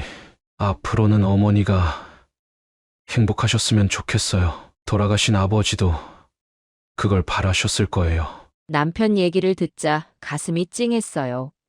남편이 살아있었다면 이런 일들을 어떻게 생각했을까요? 아마도 아들이 내린 결정을 지지했을 것 같았습니다. 남편은 항상 가족의 행복을 가장 중요하게 생각했으니까요. 1년 후, 아들은 직장 동료를 통해 새로운 인연을 만났어요. 어머니, 소개할 사람이 있어요. 아들이 수줍게 말했죠. 미나라는 여성이었는데 첫인상부터 달랐습니다. 어머님, 만나 뵙게 되어 정말 기쁩니다. 민석 씨가 항상 어머님 자랑을 해서 꼭 뵙고 싶었어요. 그녀가 진심으로 말했어요. 미나는 손주에게도 다정하게 대했습니다. 준이는 정말 똑똑하고 착한 아이네요. 할머니를 많이 닮았나 봐요. 미나가 웃으며 말했어요. 그녀의 말 한마디에 제 마음이 따뜻해졌습니다. 아들의 표정도 밝아 보였어요. 오랜만에 보는 행복한 모습이었습니다. 미나는 간호사로 일하고 있었어요. 환자를 대하는 그녀의 따뜻한 마음씨가 느껴졌습니다. 그녀는 저에게 건강 관리에 대한 조언도 해주었어요. 어머님, 이 연령대에는 특히 골다공증 예방이 중요해요. 제가 좋은 운동법을 알려드릴게요. 그녀의 진심 어린 조언이 고마웠습니다. 며느리였던 지연 씨와는 너무나 달랐어요. 미나는 제 이야기에 귀 기울이고 존중해 주었습니다. 아들이 행복해 보이는 것이 가장 중요했지만 저도 미나가 좋았어요. 시간이 지나며 미나는 자연스럽게 저희 가족의 일원이 되었어요. 손주도 미나를 잘 따랐고 모두가 행복했습니다. 어느 날 아들이 제게 물었어요. 어머니, 미나가 어떤 것 같아요? 저는 진심으로 대답했습니다. 정말 좋은 사람 같아. 너와 아이를 진심으로 아끼는 게 보여. 아들은 안심한 듯 웃었어요. 제가 다시 한번 시작해도 될까요? 당연하지. 너의 행복이 가장 중요해. 제가 아들의 손을 잡았어요. 아들은 감사하다는 듯 제 손을 꼭 잡았습니다. 그날 저녁 아들은 미나에게 프로포즈를 했어요. 미나는 기쁘게 받아들였고 손주도 뛸 듯이 기뻐했습니다. 미나 누나가 우리 엄마가 될 거래요. 손주가 좋아하며 말했어요. 저는 그런 손주의 모습을 보며 미소 지었습니다. 아이도 이제 행복해질 수 있겠구나 싶었어요. 그동안 어린 마음에 많이 힘들었을 텐데 이제 따뜻한 가정을 다시 만들 수 있게 되었습니다. 미나는 저에게 다가와 말했어요. 어머님, 저희 결혼식 준비에 많이 도와주세요. 어머님의 조언이 필요해요. 그 말에 제 마음이 따뜻해졌습니다. 정말 며느리가 될 사람이 저를 존중해 주는 것이 느껴졌어요. 아들과 미나의 작은 결혼식이 열렸어요. 가족과 가까운 친구들만 초대한 소박한 자리였습니다. 미나는 제게 다가와 꽃다발을 건넸어요. 어머님, 앞으로 잘 부탁드립니다. 민석 씨와 준이를 행복하게 해드릴게요. 그녀의 눈에서 진심이 느껴졌습니다. 저는 미나를 안아주었어요. 고마워. 우리 가족이 되어줘서. 제가 말했죠. 그날 밤 아들이 제게 다가와 말했습니다. 어머니, 정말 감사해요. 어머니가 계셔서 제가 다시 시작할 수 있었어요. 저는 아들을 꼭 안아주었어요. 때로는 필요한 이별이 있어야 진정한 만남이 찾아오는 법이죠. 저는 이제 진정한 가족의 의미를 알게 되었습니다. 자식을 위한다는 명목으로 참기만 하는 게 아니라 서로를 존중하고 배려하는 것이 진정한 가족의 모습이라는 것을요. 결혼식장에서 저는 문득 남편 생각이 났어요. 남편이 살아있었다면 얼마나 좋아했을까요? 아들의 새로운 출발을 축복해 주었을 텐데. 그래도 하늘에서 지켜보고 있을 거라고 생각하며 마음을 달랬습니다.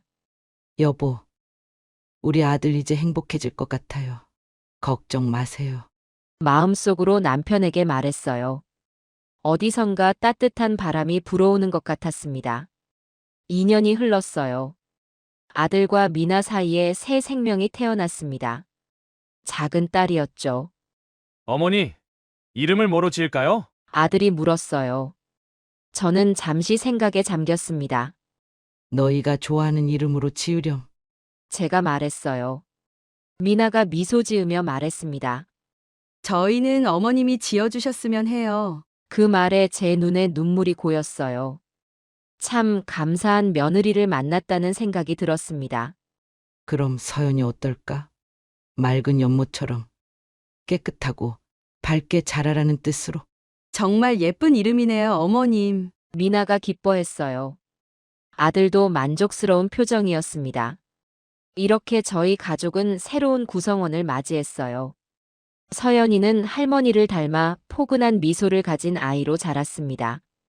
손주 준이는 이제 형이 되어 동생을 무척 아꼈어요. 항상 서연이를 챙기고 놀아주었죠. 그런 모습을 보니 너무 기특했습니다. 아들과 미나는 두 아이를 사랑으로 키웠고 저는 곁에서 도움을 주며 행복한 시간을 보냈어요.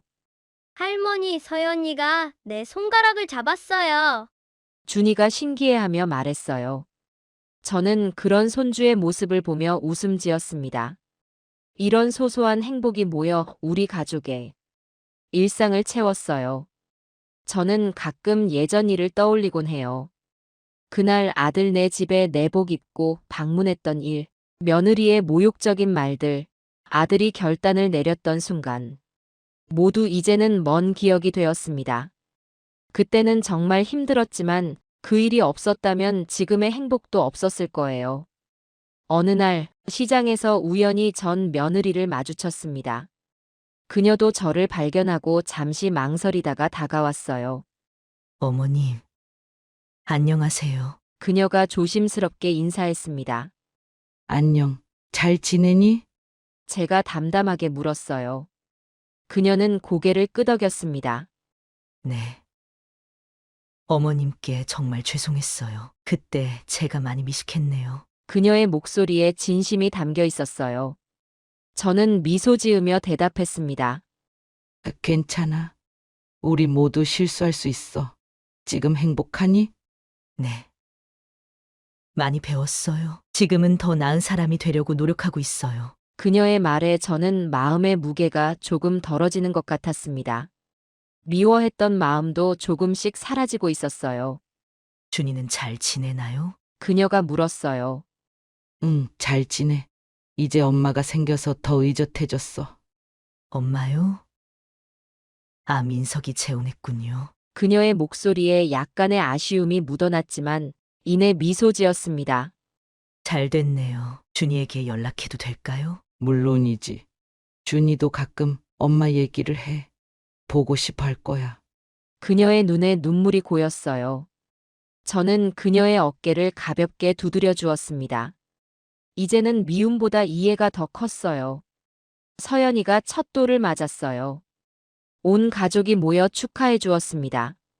손주 준이는 이제 형아가 되어 동생을 살뜰히 챙겼죠. 미나는 음식을 정성껏 준비했고 아들은 사진을 열심히 찍었어요. 저는 그런 모습을 보며 행복함을 느꼈습니다. 어머님, 이거 드세요. 어머님 좋아하시는 음식이네요. 미나가 음식을 건네며 말했어요. 그녀는 항상 제 취향과 기호를 세심하게 기억했습니다. 가끔은 너무 신경 쓰는 것 같아 미안할 정도였어요. 고마워. 미나야, 너무 신경 쓰지 않아도 돼. 제가 말했죠. 미나는 웃으며 대답했습니다. 어머님이 저희 가족의 중심이세요. 당연히 신경 써야죠. 그 말에 제 마음이 따뜻해졌어요. 이렇게 가족의 소중함을 다시 한번 느낄 수 있었습니다. 돌잔치 자리에 전 며느리도 초대했어요. 아들이 처음에는 망설였지만 준이를 위해 동의했죠. 사실 이 결정은 쉽지 않았습니다. 아들은 며칠 밤을 고민했어요. 어머니, 정말 괜찮을까요? 지연이를 초대해도 그가 물었을 때 저는 단호하게 대답했습니다. 준이에게는 그래도 엄마잖아. 아이를 위해서 우리가 조금 불편함을 감수하는 게 맞지 않을까. 그 말에 아들은 깊은 생각에 잠겼다가 마침내 고개를 끄덕였어요. 지연이는 조용히 와서 준이에게 선물을 주고 서연이에게도 작은 선물을 건넸어요. 그녀의 얼굴은 예전보다 마른 듯했고 눈빛에는 그동안의 시간이 담겨 있었습니다. 준이는 처음에는 어색해했지만 곧 엄마를 반갑게 맞이했어요. 엄마, 이거 정말 갖고 싶었던 건데 어떻게 알았어? 준이의 기쁜 목소리에 지연이의 눈가가 촉촉해졌습니다. 미나는 그녀를 따뜻하게 맞이했습니다. 지연 씨, 와주셔서 감사해요. 준이가 엄마 오신다고 아침부터 기다렸어요. 미나의 진심 어린 말에 지연이는 잠시 당황한 듯 했지만 곧 고마운 마음을 담아 고개를 숙였습니다. 두 여성이 나누는 대화를 보며 저는 미나의 넓은 마음씨에 다시 한번 고마움을 느꼈어요. 어색함도 있었지만 모두 아이들을 위해 평화롭게 지냈어요. 지연이는 혼자 구석에 앉아있지 않고 다른 손님들과도 자연스럽게 대화를 나눴습니다. 한때는 가족이었던 사람들이 이렇게 성숙하게 관계를 정리하는 모습이 참 아름다웠어요. 특히 아이들이 있는 상황에서 어른들이 보여주는 태도는 더욱 중요하다고 생각했습니다. 준이가 많이 컸네요. 지연이가 준이를 바라보며 말했어요. 그녀의 눈에 그리움이 묻어났습니다. 1년 만에 보는 아들의 성장이 놀라웠던 모양이에요. 준이는 이제 키도 훌쩍 자라고 말투도 더 의젓해졌으니까요. 지연이는 아들의 머리를 쓰다듬으며 잠시 말을 잊은 듯 했습니다. 네, 이제 학교에서도 리더 역할을 한대요. 선생님께서도 준이를 많이 칭찬하신다고 하셨어요. 미나가 자랑스럽게 말했어요. 그녀는 준이를 친아들처럼 사랑하고 있었습니다. 미나의 말을 들은 지연이의 표정이 잠시 복잡해졌다가 이내 미소를 지었어요. 준이는 원래 책임감이 강했어요. 어릴 때부터 무언가를 맡기면 끝까지 해내는 아이였죠. 그 모습을 보며 저는 이것이 진정한 가족의 모습이라고 생각했습니다. 과거의 상처를 뛰어넘어 서로를 존중하는 모습이 소중했어요. 이혼이라는 아픔 속에서도 아이를 중심으로 모두가 성숙하게 행동하는 것이 진정한 어른의 모습이 아닐까 생각했습니다. 서연이가 갑자기 울음을 터뜨렸을 때 지연이가 다가가 아기를 달래주었어요.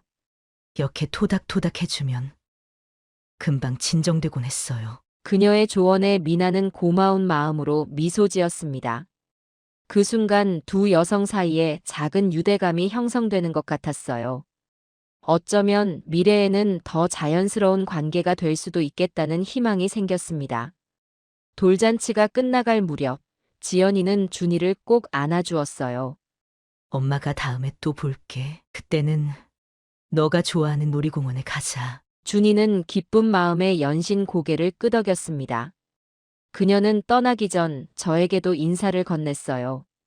어머님, 준이 잘 돌봐주셔서 감사합니다. 저는 그저 고개를 끄덕이며 미소 지었습니다. 시간이 모든 상처를 치유해주는 것 같았어요. 오늘도 저는 아들 네 집에 방문했어요.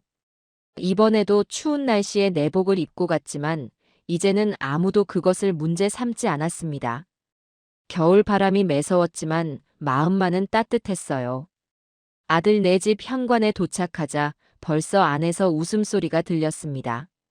손주들이 뛰어노는 소리, 그리고 아들과 미나의 대화 소리가 섞여 너무나 행복한 하모니를 만들고 있었어요. 오히려 미나가 현관에서 저를 맞이하며 말했어요. 어머님, 날씨가 추운데 내복 입고 오셨죠? 현명하세요. 저도 요즘 내복 없이는 못 살겠더라고요. 그녀는 정성스럽게 제 코트를 받아들며 웃었습니다. 오늘은 특별한 손님이 오신다고 준이가 아침부터 들떠 있었어요. 그녀의 따뜻한 말에 저는 웃음이 나왔습니다. 전에는 내복 하나로 이렇게 창피를 당했는데 이제는 이렇게 자연스럽게 받아들여지는 것이 참 감사했어요. 작은 것 하나에도 상처받고 기뻐하는 게 사람 마음이란 생각이 들었습니다. 아들이 다가와 제 코트를 받아주었어요. 그의 표정은 밝고 편안했습니다. 예전의 긴장감은 찾아볼 수 없었어요. 어머니, 오늘은 준이가 특별히 요리를 했어요. 맛있게 드세요. 아들이 자랑스러운 표정으로 말했습니다.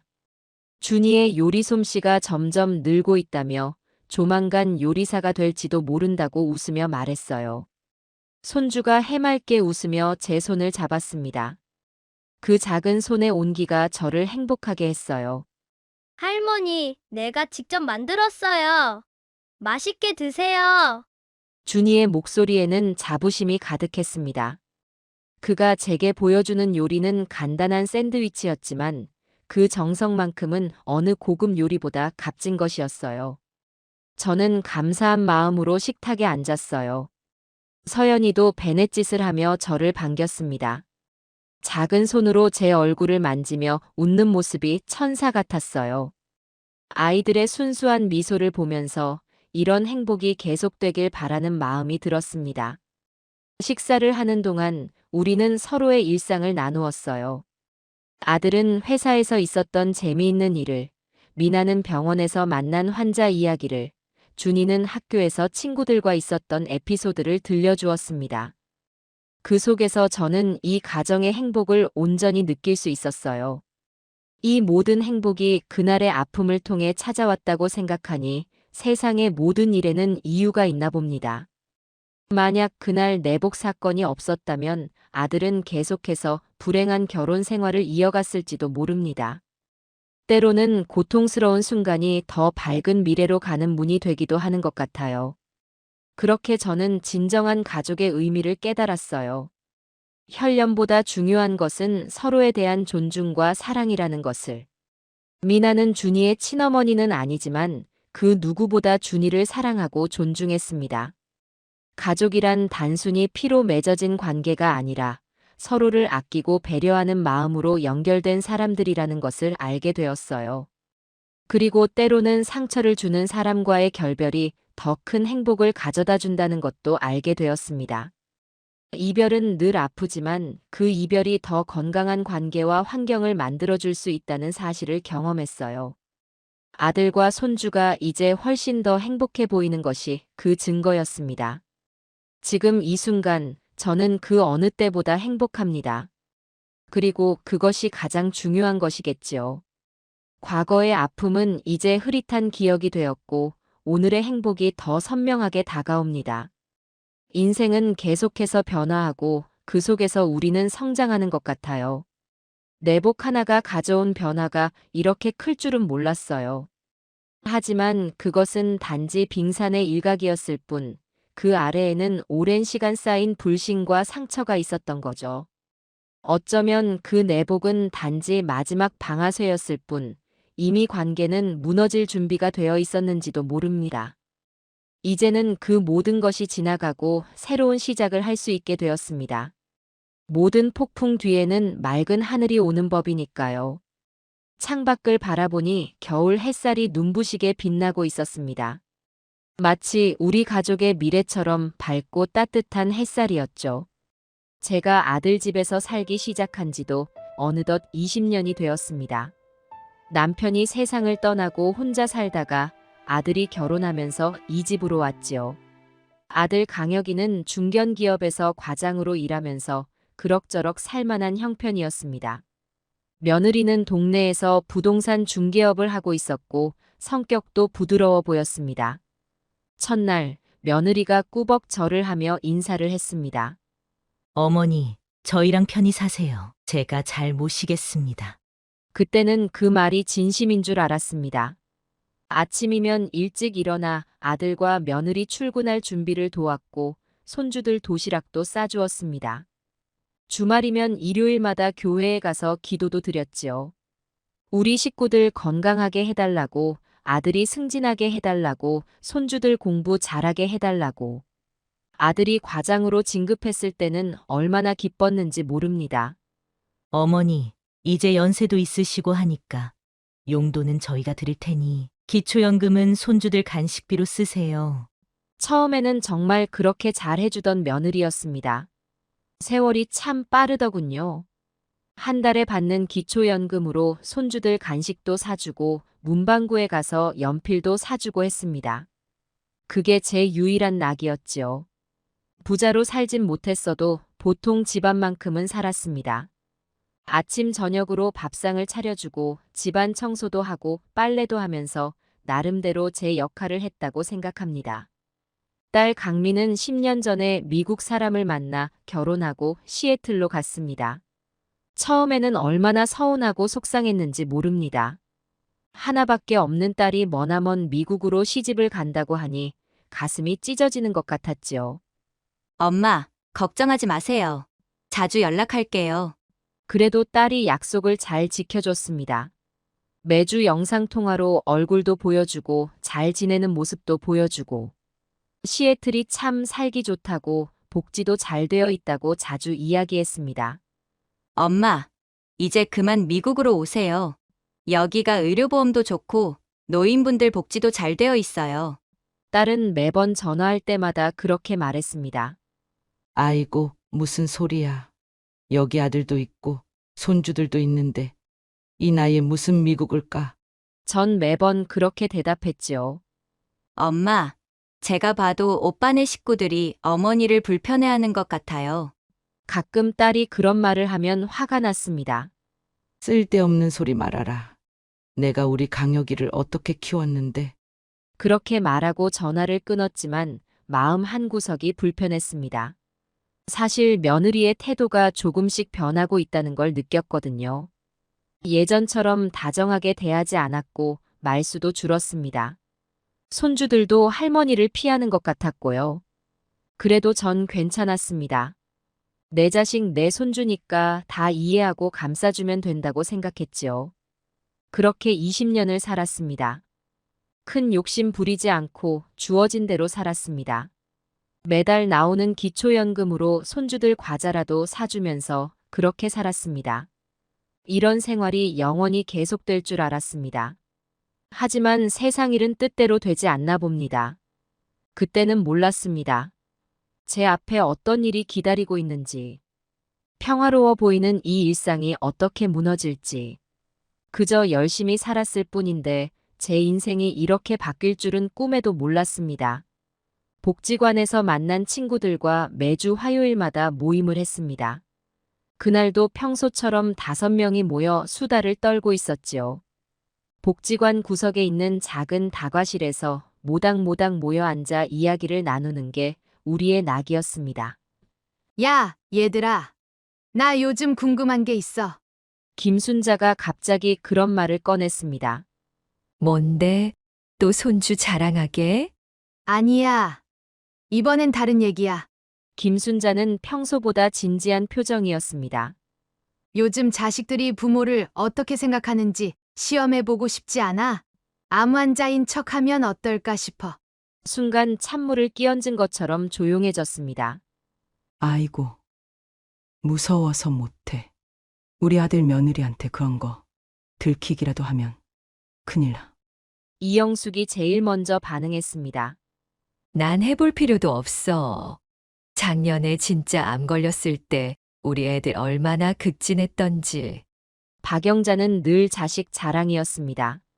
우리 아들은 항암 치료 받는다고 회사도 그만두려고 했어. 내가 말렸지. 그래서 지금은 다 나은 거야? 응. 다행히 초기여서 수술하고 나았어. 영자는 정말 복 받은 거야. 자식들이 그렇게 잘하다니. 다들 부러워하는 눈치였습니다. 우리 며느리는 감기만 걸려도 병원비 아깝다고 잔소리야. 이영숙이 한숨을 쉬었습니다. 그래도 너네는 낫지. 옆 동네 박씨의 할머니는 뇌졸중으로 쓰러졌다가 요양원에 버려졌잖아. 맞아. 자식 농사는 복불복이야. 저는 조용히 듣고만 있었습니다. 야, 너는 어때? 한번 해볼래? 김순자가 갑자기 저를 쳐다보며 물었습니다. 난 글쎄. 망설여졌습니다. 요즘 들어 며느리가 자주 하는 말이 떠올랐습니다. 어머니, 요즘은 요양원이 정말 좋아졌대요. 시설도 좋고, 어머니 연세에는 전문적인 케어가 필요하시잖아요. 우리 동네 새로 생긴 요양원 한번 구경 가보실래요? 그런 말들이 자꾸 마음에 걸렸습니다. 손주들도 많이 달라졌고요. 중학생, 고등학생이 되더니 할머니를 피하기 시작했습니다. 방에 들어가면 문을 잠그고 거실에서 텔레비전을 보고 있어도 인사도 없이 자기 방으로 들어가 버립니다. 그래. 한번 해볼까? 제가 조심스레 입을 열었습니다. 정말 위험하지 않을까? 그래도 시험해보면 좋을 것 같아. 진짜 아플 때 미리 알아두면 좋잖아. 김순자가 제 손을 꼭 잡았습니다. 내가 도와줄게. 우리 딸이 큰 병원 간호사로 일하거든. 그렇게 저는 어려운 결심을 하게 되었습니다. 집으로 돌아오는 길이 그날따라 유난히 길게 느껴졌습니다. 마음 한구석이 불안했지만 이제는 알아야 할 것 같았습니다. 우리 가족의 진심을. 정말 나를 가족이라고 생각하는지, 아니면 그저 귀찮은 존재로 여기는지, 그건 꼭 알아야 할 것 같았습니다. 복지관 모임 다음 날, 김순자에게서 전화가 왔습니다. 우리 딸이 오늘 병원 야간 근무래. 저녁에 만나서 이야기 좀 하자고 하네. 가슴이 쿵쾅거렸지만 병원 근처 작은 식당에서 김순자의 딸을 만났습니다. 차가운 겨울 바람을 맞으며 식당으로 들어서는데 다리가 후들거렸습니다. 어머니, 여기 앉으세요. 따뜻한 차라도 한 잔 드시면서 이야기해요. 영희는 따뜻한 보리차를 주문했습니다. 어머니, 이런 부탁을 하시다니 놀랐어요. 우리 엄마한테 들었는데 정말 이렇게 하시겠어요? 간호사인 영희는 걱정스러운 표정이었습니다. 네. 우리 식구들 마음을 알아야 할 것 같아서요. 절대 들키면 안 돼요. 제 자격증도 위험해지고 어머니도 큰일 나실 수 있어요. 영희는 조심스럽게 서류 봉투를 내밀었습니다. 진단서하고 검사 결과지예요. 제가 최대한 진짜처럼 만들었어요. 혹시 병원에서 전화가 올 수도 있으니까 그럴 땐 이렇게 대답하세요. 영희는 꼼꼼하게 설명해 주었습니다. 그날 밤 떨리는 손으로 서류를 펼쳐보았습니다. 위암 3기. 너무나 실감나는 진단명이었습니다. 검사 결과지의 그래프들과 수치들이 생생했습니다. 이걸 보면 누구라도 속을 것 같았습니다. 집으로 돌아와 이틀 밤을 뜬 눈으로 지새웠습니다. 창밖으로 보이는 달빛이 유난히 쓸쓸해 보였습니다. 정말 이래도 될까 하는 생각이 자꾸 들었지만 이미 돌이킬 수는 없었습니다. 아침이면 며느리가 부엌에서 일하는 소리가 들렸습니다. 어머님, 아침 드세요. 식탁에 앉아 며느리가 차려주는 밥을 먹으면서도 마음이 무거웠습니다. 드디어 용기를 내어 아들 내외에게 진단서를 보여주었습니다. 저녁 식사를 마치고 TV를 보고 있을 때였습니다. 얘들아, 너희한테 할 말이 있구나. 떨리는 손으로 서류 봉투를 내밀었습니다. 엄마, 이게 무슨 소리예요? 언제 검사를 받으신 거예요? 아들 강혁이가 진단서를 보며 놀란 목소리로 물었습니다.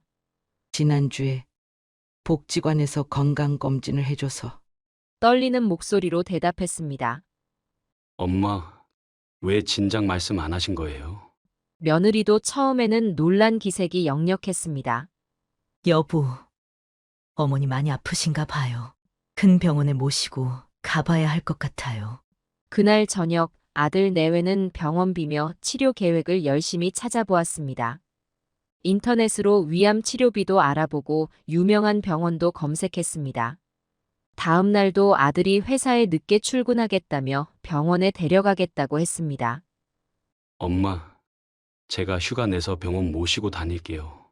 그때는 정말 제 아들인 것 같았습니다. 하지만 사흘째 되는 날부터 분위기가 달라지기 시작했습니다. 아침 식사 자리에서였습니다. 엄마, 이번 주말에 병원 가보려고 했는데 제가 급한 회의가 생겼네요. 아들은 그렇게 말하며 병원 방문을 미뤘습니다. 며느리도 달라졌습니다. 부엌에서 설거지를 하면서 한숨 소리가 자주 들렸습니다. 어머님, 암 환자 치료하는데 보통 몇 천만 원은 든다던데.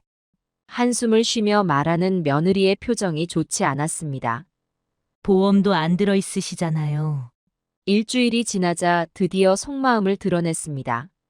저녁 식사를 마친 후였습니다. 어머님, 항암 치료비가 너무 비싸서요. 어머님 재산은 없으신 거죠? 거기다 수술 비용까지 하면 몇 천만 원은 들 텐데. 어머님 연세에 그런 큰 수술을 받으시는 게 말끝을 흐리는 며느리의 표정이 좋지 않았습니다. 난 치료받을 거야.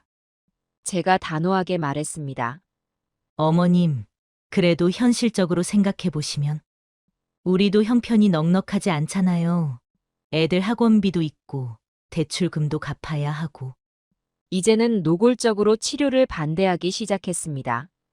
밤이면 방에서 들리는 아들 내외의 대화가 귀에 들렸습니다. 여보, 우리가 어떻게 감당해? 치료비도 그렇고 그래도 우리 엄마인데 당신 월급으로 감당이 되겠어. 게다가 애들 학원비도 있고 그냥 포기하시게 하는 게 낫지 않을까? 어차피 그 연세에 수술해도 가슴이 찢어지는 것 같았습니다. 내가 키운 아들이, 내 며느리가 이럴 줄은 몰랐습니다. 밤마다 이불 속에서 눈물을 훔쳤습니다. 창밖에서 들리는 바람 소리가 제 마음을 더 쓸쓸하게 만들었습니다. 한숨도 못 자고 새벽까지 울었습니다. 예전에 들었던 김순자의 말이 떠올랐습니다. 요즘 세상에는 자식을 믿으면 안 돼. 그 말이 이제야 가슴에 와닿았습니다. 정말 믿었던 자식인데, 내가 그렇게 사랑했던 아들인데, 젖먹이 때부터 업어 키우고 밤낮으로 고생해서 대학까지 보냈는데, 이제는 돌이킬 수 없는 현실을 마주하게 된 것 같았습니다. 어느 추운 겨울 아침이었습니다. 아침부터 하늘에서는 한방눈이 펑펑 내리고 있었고 창문 틈으로 매서운 바람이 쌩쌩 불어왔습니다. 저는 그날도 평소처럼 새벽 5시에 일어나 끓여놓은 미역국을 한 번 더 확인하고 있었습니다. 오늘은 강혁이 생일이었거든요. 그런데 며느리가 갑자기 제 방으로 들어왔습니다. 어머님, 이제 그만 나가주셨으면 좋겠어요. 사실 어젯밤에 강혁이랑 오래 이야기를 했어요. 더는 이렇게 모시기가 힘들 것 같아요. 치료비도 그렇고 간병도 그렇고 우리 능력으로는 안 될 것 같아요. 그리고 저희도 이제는 좀 편하게 살고 싶어요. 어머님이 계시면 뭐 하나 마음대로 할 수가 없잖아요. 뭐라고? 지금 이게 무슨 소리야? 내가 잘못 들은 거지? 오늘 강혁이 생일이라고 미역국도 끓여놨는데. 어머님도 다 알고 계시잖아요. 우리 형편이. 게다가 이제 암 치료비도 감당이 안 되고 강혁이도 이제는 어머님 모시는 게 부담된대요. 저도 더는 못하겠어요. 20년이면 충분히 했잖아요. 어머님 때문에 제가 얼마나 스트레스를 받았는지 아세요? 친구들 만나는 것도 마음대로 못하고 여행 한번 제대로 못 가고 이제는 저희 부부만의 생활을 하고 싶어요. 며느리는 옷장 문을 거칠게 열더니 제 옷가지들을 마구잡이로 꺼내기 시작했습니다. 이런 식으로 나를 내쫓으려고 이러는 거야? 내가 널 얼마나 친딸처럼 대했는데. 너 결혼해서 이 집에 왔을 때 얼마나 좋아했는지 너도 알잖아. 처음에는 내 방도 너희한테 내어주고 나는 지하실에서 잤잖아. 손주들 너 회사 다닌다고 내가 다 키워주고. 그 힘든 시집살이 할 때도 나는 늘 너 편이었어. 시댁 식구들이 너한테 그렇게 못되게 굴 때도 내가 얼마나 너를 감쌌는데. 너가 애들 낳고 산후조리 할 때도 내가 밤새 옆에서 돌봐주고. 이제 와서 이렇게 나보고 나가라고? 내가 그동안 너희한테 해준 게 아무것도 아니었단 말이야?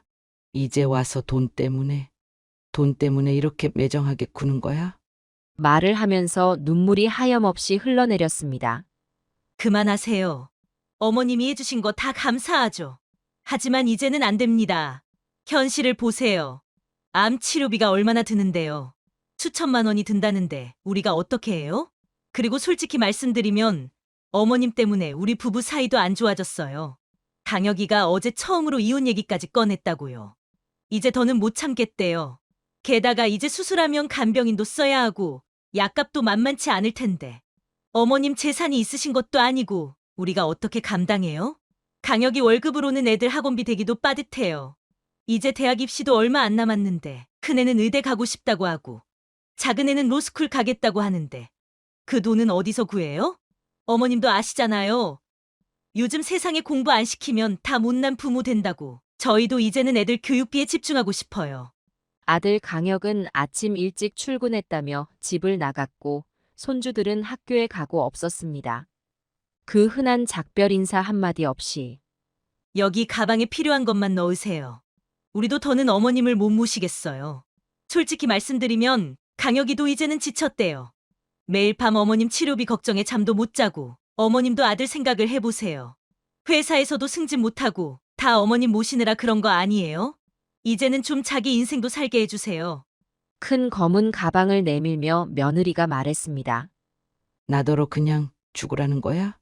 내가 너희 때문에 진단서를 보여준 게 실수였구나. 진작에 딸내미 말을 듣고 미국에 갔어야 했는데 이럴 줄 알았으면 내가 너희한테 이렇게 당할 줄 알았으면 제 목소리가 떨렸습니다. 그건 아니지만 어머님도 이제 연세가 있으시잖아요. 암 수술을 받으신다고 해도 그 고생을 어떻게 감당하시려고 그냥 편하게 지내시다가 이제 무슨 미련이 있으세요? 젊어서 고생도 많이 하셨는데 이제는 그만. 말끝을 흐리는 며느리의 표정이 너무나 차가웠습니다. 그래, 네 말이 맞다. 내가 이제 늙어서 죽을 때가 됐지. 근데 말이야, 나는 말이야. 너희가 이렇게까지 독하게 나올 줄은 몰랐어. 이게 다 내 잘못이야. 내가 너무 너희한테 매달렸나 봐. 눈물이 왈칵 쏟아졌습니다. 어머님, 저도 할 말은 많아요. 20년 동안 시집살이 했잖아요. 친정에도 제대로 못 가고 시장 한 번 가도 어머님 허락 맡아야 하고 아침 저녁으로 밥 차려드리고 빨래, 청소, 저도 지쳤어요. 이제는 좀 제 인생을 살고 싶다고요. 며느리의 목소리가 점점 커졌습니다. 너가 뭘 했다고 그래? 내가 얼마나 도와줬는데. 나 없었으면 너가 어떻게 직장 다녔을 건데? 아침밥을 너가 몇 번이나 차렸다고 그래? 그만하세요. 어머님은 그동안 도와주신 걸로 우리 평생 발목 잡으실 건가요? 이제 그만 가세요. 우리도 이제는 새 삶을 살고 싶어요. 며느리는 이제 완전히 돌변해 있었습니다. 떨리는 손으로 짐을 꾸렸습니다. 평생 모은 것이라곤 몇 벌의 옷과 작은 금반지 하나가 전부였습니다. 서둘러요. 저도 오늘 약속이 있어서 11시까지는 나가주셔야 해요. 제가 손님들 만나기로 했거든요. 현관문 앞에서 며느리가 재촉했습니다. 강혁이한테 전화 한 번만 하게 해줘. 마지막으로 한 번만. 그럴 필요 없어요. 어차피 안 받을 텐데. 강혁이도 이제 어머님 목소리 듣기 싫대요. 스트레스 받는다고. 그리고 이제부터는 전화도 하지 마세요. 번호 바꿀 거니까. 창밖에 눈은 더욱 거세게 내리고 있었습니다. 이 추운 날 나보고 어디로 가라는 거야. 내가 갈 곳이 어디 있다고. 그건 어머님 알아서 하셔야죠. 아니면 복지관에 가보시든가. 거기서 방법을 알려주지 않을까요? 비웃듯 말하는 며느리를 보니 가슴이 찢어지는 것 같았습니다. 이럴 수가. 이럴 수가. 내가 키운 자식이. 내 며느리가. 그때 현관 앞 거울에 비친 제 모습이 눈에 들어왔습니다. 언제 이렇게 늙었나. 주름진 얼굴에 흰머리. 허리도 많이 굽었더군요. 짐은 다 챙기신 거죠? 그럼 이제 가시면 될 것 같아요. 아, 그리고 열쇠 두고 가세요. 며느리는 제 손에서 짐 열쇠를 빼앗다시피 했습니다. 그렇게 저는 한겨울 추운 길거리에 내몰렸습니다. 등 뒤로 현관문이 쾅 하고 닫히는 소리가 들렸습니다. 온 세상이 하얀 눈으로 덮여 있었습니다. 제 인생도 이렇게 차갑게 얼어버린 것 같았습니다. 손에는 낡은 가방 하나. 그게 제 전부였습니다. 20년을 함께 살았던 집에서, 내 아들, 며느리, 손주들과 함께 했던 그 집에서, 아침마다 눈 뜨면 보던 풍경들, 내 손으로 직접 고른 벽지, 내 돈으로 산 가구들. 그 모든 것들과 이렇게 허무하게 이별하게 될 줄은 꿈에도 몰랐습니다. 무릎에 힘이 풀려 그 자리에 주저앉고 말았습니다. 차가운 눈발이 제 얼굴을 때렸습니다. 눈물이 눈발에 섞여 흘러내렸습니다. 여기가 어디더라? 정신이 없어 집 주소도 기억이 나지 않았습니다. 이제 난 어디로 가야 하나? 누구를 믿어야 하나. 그동안 모아둔 돈이라고는 통장에 20만 원이 전부였습니다. 손가락에 가느다란 금반지 하나와 옷가지 몇 벌. 그리고 이제는 꺼져버린 휴대폰. 며느리가 짐을 싸는 동안 몰래 전원을 꺼놓은 모양이었습니다. 강미야, 강미. 엄마가 미안해. 너 말을 진작 들을걸. 떨리는 손으로 주머니를 뒤적여 보니 딸의 전화번호를 적어둔 수첩이 나왔습니다. 근처 공중전화를 찾아 헤맸지만 눈이 너무 많이 와서 앞이 잘 보이지 않았습니다. 추위에 온몸이 덜덜 떨렸습니다. 이러다 정말 죽겠구나. 암보다 더 무서운 게 이 추위였습니다. 그때 지나가던 할머니 한 분이 저를 발견했습니다. 아이고, 여기서 이러고 계시면 어떡해요. 노숙인 쉼터가 저기 있어요. 거기 가보세요. 그분의 도움으로 겨우 쉼터까지 찾아갈 수 있었습니다. 쉼터 문을 열자 비슷한 처지의 할머니들이 여럿 보였습니다. 자식들한테 쫓겨나신 거예요? 옆자리의 할머니가 물었습니다. 대답 대신 눈물만 흘렀습니다. 저도 그래요. 우리 아들도 저를 내쫓았어요. 이제야 울음이 터져 나왔습니다. 쉼터에서 처음 맞는 밤이었습니다.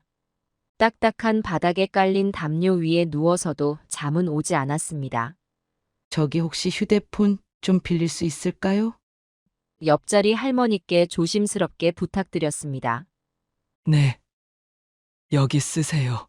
저도 처음 왔을 때 딸한테 전화하느라 얼마나 울었는지 몰라요. 떨리는 손으로 딸의 번호를 눌렀습니다. 시차 때문인지 한참을 기다려야 했습니다. 여보세요? 드디어 딸의 목소리가 들렸습니다. 강미야. 엄마, 이게 무슨 번호예요? 무슨 일이세요? 목이 메어 말이 나오지 않았습니다. 엄마, 왜 그러세요? 울고 계신 거예요? 강미야, 미안해. 엄마가 너무 미안해. 너 말을 진작 들을걸. 엄마, 제발 무슨 일인지 말씀해 주세요. 오빠네 집에서 무슨 일 있었어요? 나 쫓겨났어. 네? 지금 뭐라고 하셨어요? 쫓겨나다니 어떻게 된 거예요? 딸에게 모든 이야기를 털어놓았습니다. 암 진단서 이야기도, 아들 내외가 저를 내쫓은 이야기도. 엄마, 거기 그대로 계세요. 절대 움직이지 마세요. 제가 지금 당장 비행기표 예약할게요. 근데 강미야. 엄마, 제발 그대로 계세요. 제가 곧 갈게요. 그동안 얼마나 힘드셨어요. 우리 엄마가. 딸의 흐느끼는 소리가 전화기 너머로 들려왔습니다. 간호사님. 이 주소 좀 적어주세요. 쉼터 직원분이 주소를 불러주는 동안 딸은 계속 흐느꼈습니다. 엄마, 이제 제가 모실게요. 다시는 그런 고생 안 하셔도 돼요. 그날 밤 딸의 따뜻한 목소리를 들으며 저는 쉼터의 차가운 바닥에서 눈물로 밤을 지새웠습니다. 옆에 누운 할머니들의 한숨 소리가 간간히 들렸습니다. 모두가 저와 비슷한 사연을 가진 분들이었겠지요. 창밖에는 여전히 눈이 내리고 있었습니다. 딸 강미가 도착했다는 연락을 받고 쉼터 입구에서 기다렸습니다. 강미는 10시간의 긴 비행을 마치고 공항에서 곧장 쉼터로 달려왔습니다. 엄마, 달려오는 딸의 모습이 보였습니다. 엄마, 이게 무슨 일이에요? 딸은 제 모습을 보자마자 울음을 터뜨렸습니다. 엄마가 입고 계신 옷이, 이 낡은 가방이 오빠가 어떻게 이럴 수가 있어요? 쉼터 안으로 들어와 이야기를 나누었습니다.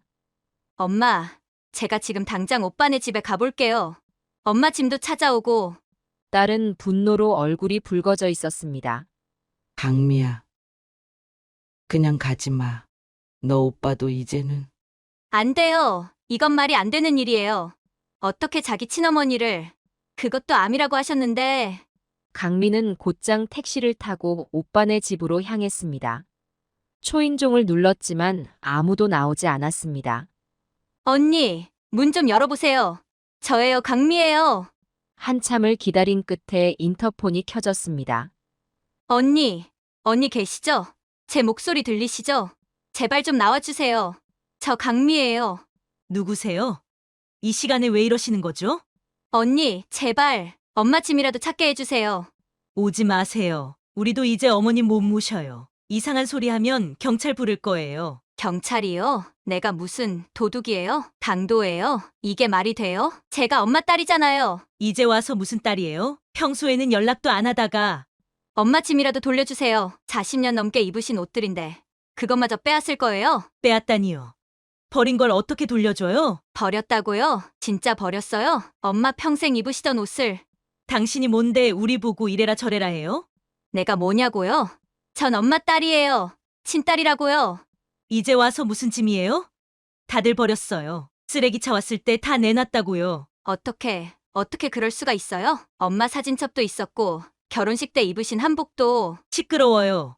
이제 그만 가세요. 안 갈 거예요. 오빠 나올 때까지 기다릴 거예요. 그러다 진짜 경찰 부르면 감당하실 수 있으세요? 부르세요. 경찰 불러요. 나도 할 말 있어요. 암 환자를 길거리로 내쫓은 사람들이 누군지. 뭐라고요? 감히 협박해요? 협박이 아니라 사실이잖아요. 암이라는 말 듣자마자 내쫓은 거. 그건 우리 가정사예요. 당신이 무슨 상관이에요? 내가 무슨 상관이냐고요? 그래. 난 시집가서 미국 갔으니까 이제 안 중요하죠? 그러니까 말씀드리잖아요. 앞으로 여기 오지 마세요. 당신도 이제 남이잖아요. 남이요? 내가 언제부터 남이 됐죠? 결혼해서 미국 간 게 그렇게 잘못된 거예요? 결혼해서 미국 가서 뭐가 잘났다고. 이제 와서 난리예요? 평소에는 어디 계셨어요? 매주 영상통화했잖아요. 엄마 모시고 가자고 얼마나 했는데. 그러니까 모시고 가지 그랬어요? 왜 우리한테 맡겨놓고? 맡겨놓다니 엄마가 짐이에요? 물건이에요? 오빠는 왜 안 나와요?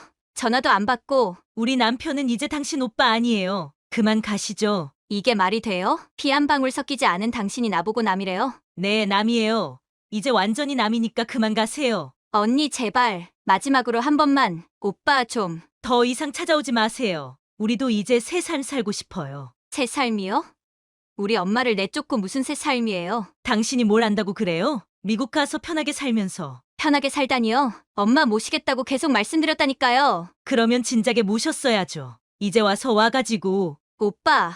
오빠, 내가 동생 맞아? 내가 강미 맞아? 한마디만 해줘. 소리 지르지 마세요. 이웃들 다 듣겠어요. 듣든지 말든지. 오빠, 엄마가 얼마나 우리 생각하면서 사셨는지 알아? 그래서 뭐 어쩌라고요? 이제 와서 그런 말하면 뭐해요? 엄마가 얼마나 오빠 잘 되길 바라셨는데 오빠 공부시키느라 밤에 공장에서 일하시고. 옛날 얘기는 그만하시죠. 이제는 다 지난 일이에요. 지난 일이요? 그래. 나는 미국 가서 연락도 못했지. 근데 오빠는 매일 얼굴 보면서 어떡해. 아니, 우리가 뭘 잘못했다고 이러는 거예요? 20년 동안 모시고 살았잖아요. 모셨다고요? 매일 구박하고 힘들게 하면서. 구박은 무슨. 우리가 얼마나 잘해드렸는데. 아휴, 이제 그만 가시죠. 오빠, 제발. 나 강미야. 기억나? 어렸을 때 내가 아프면 업어서 병원 데려가 줬잖아. 엄마 생일 때 같이 미역국 끓여서 먹던 것도 기억나? 우리 둘이 몰래 약속했었잖아. 그만해요. 우리 남편 지금 없어요. 거짓말이죠? 분명 안에 있을 텐데. 오빠, 한 번만 나와줘. 응? 이러면 안 돼요. 우리도 이제 그만 잊고 살고 싶어요. 잊는다고 잊혀져요? 우리가 한 가족이었는데. 가족이었죠. 이제는 아니에요. 오빠 제발 우리 엄마한테 이러지 말자. 응? 이 집에는 당신 오빠 없습니다. 아무튼 이제 그만 가세요. 다시 오시면 진짜 경찰 부를 거예요. 오빠는 왜 안 나와요? 전화도 안 받고. 우리 남편은 이제 당신 오빠 아니에요. 그만 가시죠. 이게 말이 돼요? 피 한 방울 섞이지 않은 당신이 나보고 남이래요? 네, 남이에요. 이제 완전히 남이니까 그만 가세요. 언니 제발 마지막으로 한 번만 오빠 좀. 경찰 부르기 전에 빨리 가세요. 다시 한 번 더 오시면 진짜 신고할 거예요. 인터폰이 꺼져버렸습니다. 강민은 그 자리에서 한참을 울었습니다. 오후가 되어 다시 찾아갔지만 이번에는 아예 인터폰도 받지 않았습니다. 오빠, 내가 오빠 동생 맞아? 우리 엄마가 뭘 그렇게 잘못했다고 이러는 거야? 당신들 때문에 엄마가 쉼터에서 주무시고 계신 거 알아? 양심이 있어요? 아파트 현관 앞에서 소리를 지르자 경비원이 나왔습니다. 아가씨, 여기서 이러시면 안 됩니다. 신고가 들어왔어요. 아저씨, 저기 사는 사람들이 제 친오빠고 친정어머니를 쫓아냈다고요? 이게 말이 돼요? 경비원은 난처한 표정을 지었습니다. 죄송합니다만 저도 어제 그 일을 봤습니다. 할머니가 눈이 오는데 짐 가방 하나 들고 나가시던 마음이 아팠습니다. 강민은 그 자리에 주저앉고 말았습니다. 휴대폰을 꺼내 수소문하기 시작했습니다. 미국에서 지내면서 알게 된 한인 변호사에게 연락했습니다. 변호사님, 도움이 필요해요. 우리 오빠가 암에 걸린 친어머니를 집에서 쫓아냈어요. 어떻게 해야 할까요? 흥신소를 소개해드릴 수 있습니다. 제가 아는 믿을 만한 곳이에요. 강미의 눈빛이 달라졌습니다. 이제는 법적으로 해결해야겠다는 결심이 섰습니다. 오빠와 재수 씨의 모든 것을 밝혀내고 엄마를 이렇게 대한 대가를 치르게 해야겠다고 마음먹었습니다. 변호사님이 소개해주신 흥신소로 바로 연락할게요. 비용은 제가 전부 부담하겠습니다. 강미의 손이 떨리고 있었습니다. 분노와 슬픔이 뒤섞인 감정이 가슴속에서 끌어올랐습니다. 한인 변호사의 소개로 찾은 흥신소는 서울 변두리에 있었습니다. 여기가 맞나? 낡은 건물 3층. 그곳에는 정의 흥신소라는 간판이 걸려 있었습니다. 문을 열고 들어서자 2미터가 넘는 거구에 남자가 앉아 있었습니다. 박 관장님 되십니까? 네, 그런데요. 홍 변호사님 소개로 왔습니다. 아, 미국에서 오신. 등줄기에 용문신이 새겨진 사내가 커피를 내왔습니다. 돈은 상관없습니다. 오빠 내외가 불법을 저지르고 있다면 모두 찾아주세요. 구체적으로 어떤 걸 알고 싶으신지. 전부요. 회사 일도, 재산관계도, 특히 제 오빠 아내가 하는 부동산 중개업도 조사해주세요. 박 관장의 눈빛이 달라졌습니다. 우선 일주일만 시간을 주십시오. 기본적인 조사부터 시작하겠습니다. 그렇게 조사가 시작되었습니다. 일주일 후 첫 보고가 들어왔습니다. 강혁 씨는 중견기업 재무팀 과장으로 근무하고 있습니다. 최근 회사 자금 흐름이 수상한데. 그리고 2주일이 지났습니다. 강혁 씨, 아내 김영희 씨는 부동산 중개업 외에도 다른 사업체를 운영하는 것으로 보입니다. 박 관장의 보고는 계속되었습니다. 불법 대부업체와 연관된 정황이 포착됐습니다. 온몸에 문신을 한 직원들이 매일 잠복 조사를 벌였습니다. 한 달이 지나자 모든 것이 드러났습니다. 강혁 씨가 회사 공금 5억을 횡령했습니다. 증거 자료도 확보했고요. 박 관장이 두꺼운 서류 뭉치를 내밀었습니다. 이게 다 증거가 될 수 있나요? 네, 전부 입증 가능한 자료들입니다. 계좌 내역, 거래 명세서, 심지어 회사 내부 고발자도 찾았습니다. 강민은 서류를 하나하나 살펴보았습니다. 보시면 아시겠지만 강혁 씨는 2년 전부터 회사 자금을 빼돌리기 시작했습니다. 어떻게? 가짜 거래처를 만들어서 대금을 허위 청구하는 수법이었습니다. 재무팀에 있다 보니 가능했던 거죠. 박 관장이 계속해서 설명했습니다. 그리고 이 돈은 전부 김영희 씨가 운영하는 대부업체로 흘러들어갔습니다. 대부업체요? 네, 정확히는 불법 사채업이죠. 연이자가 40%가 넘습니다. 파일 하나를 더 꺼내 보여주었습니다. 이게 대출자 명단입니다. 보시면 아시겠지만 대부분 어려운 분들이에요. 카드비 때문에 힘들어하는 주부들, 사업 실패한 자영업자들. 강민은 분노로 손이 떨렸습니다. 그래서 그 돈으로 엄마를 그렇게? 네, 횡령한 돈으로 강남에 80평대 아파트를 계약했더군요. 어머님을 내보내고 이사 갈 계획이었나 봅니다. 증거는 확실한가요? 이 사진 보세요. 김영희 씨가 불법 대부업체 운영자와 만나는 장면입니다. 대화 내용도 전부 녹음했고요. 까만 정장 차림의 남자와 며느리가 만나는 사진이었습니다. 이 남자가 서울 지역 불법 대부업체 총책입니다. 경찰이 잡으려고 했지만 계속 빠져나가더군요. 이걸로 고발할 수 있나요? 당연합니다. 회사에서도 이미 내부 감사에서 이상한 점을 발견했더군요. 우리가 확보한 증거만 있으면 충분합니다. 강민은 깊은 한숨을 내쉬었습니다. 엄마를 그렇게 내쫓은 이유가 있었군요. 재산을 빼돌리고 도망가려고? 그런 것 같습니다. 어머님이 계시면 새로 이사 가기도 힘들고 수상한 점을 눈치챌 수도 있으니까요. 이런 사람들이 강미는 눈물이 흘러내렸습니다. 박 관장님, 이 사람들 어떻게 갚아줘야 할까요? 일단 경찰에 고발하는 건 기본입니다. 하지만 그 전에 아니요. 사과할 기회 같은 건 필요 없어요. 전 이미 결심했습니다. 강미의 목소리가 차가웠습니다. 확실하게 끝까지 밟아버리고 싶어요. 아, 네. 그럼 제가 준비한 계획이 있습니다. 말씀해보세요. 먼저 회사에 내부 고발합니다. 그리고 동시에 경찰에도 불법 대부업 건으로 고발장을 제출합니다. 좋습니다. 그 다음은요? 국세청에도 탈세 제보를 할 겁니다. 이 불법 대부업으로 번 돈 한 푼도 세금 안 냈거든요. 더 없나요? 금융감독원에도 제보하고요. 이 정도면 아니요. 부족해요. 강미가 테이블을 내리쳤습니다.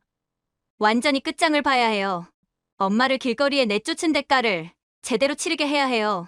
그럼 우리 직원들을 네, 보내세요. 당신 말대로 겁만 주는 정도로요. 불법은 안 되니까. 알겠습니다. 우리 최고의 요원들을 보내겠습니다. 오빠, 이제 더 이상 오빠가 아니에요. 그냥 하나의 범죄자일 뿐이에요. 강미의 눈에서 눈물 한 방울이 떨어졌습니다. 차갑고 매서운 눈물이었습니다. 새벽 2시. 조용한 아파트 단지에 검은 승합차 한 대가 멈춰 섰습니다. 차에서 내린 건 180cm가 넘는 거구의 남자들. 온몸에 문신을 한 남자들은 아파트 현관을 지나 엘리베이터에 올랐습니다. 딩동. 초인종 소리가 울렸습니다. 누구세요? 아, 사장님. 이렇게 늦은 시간에 죄송합니다.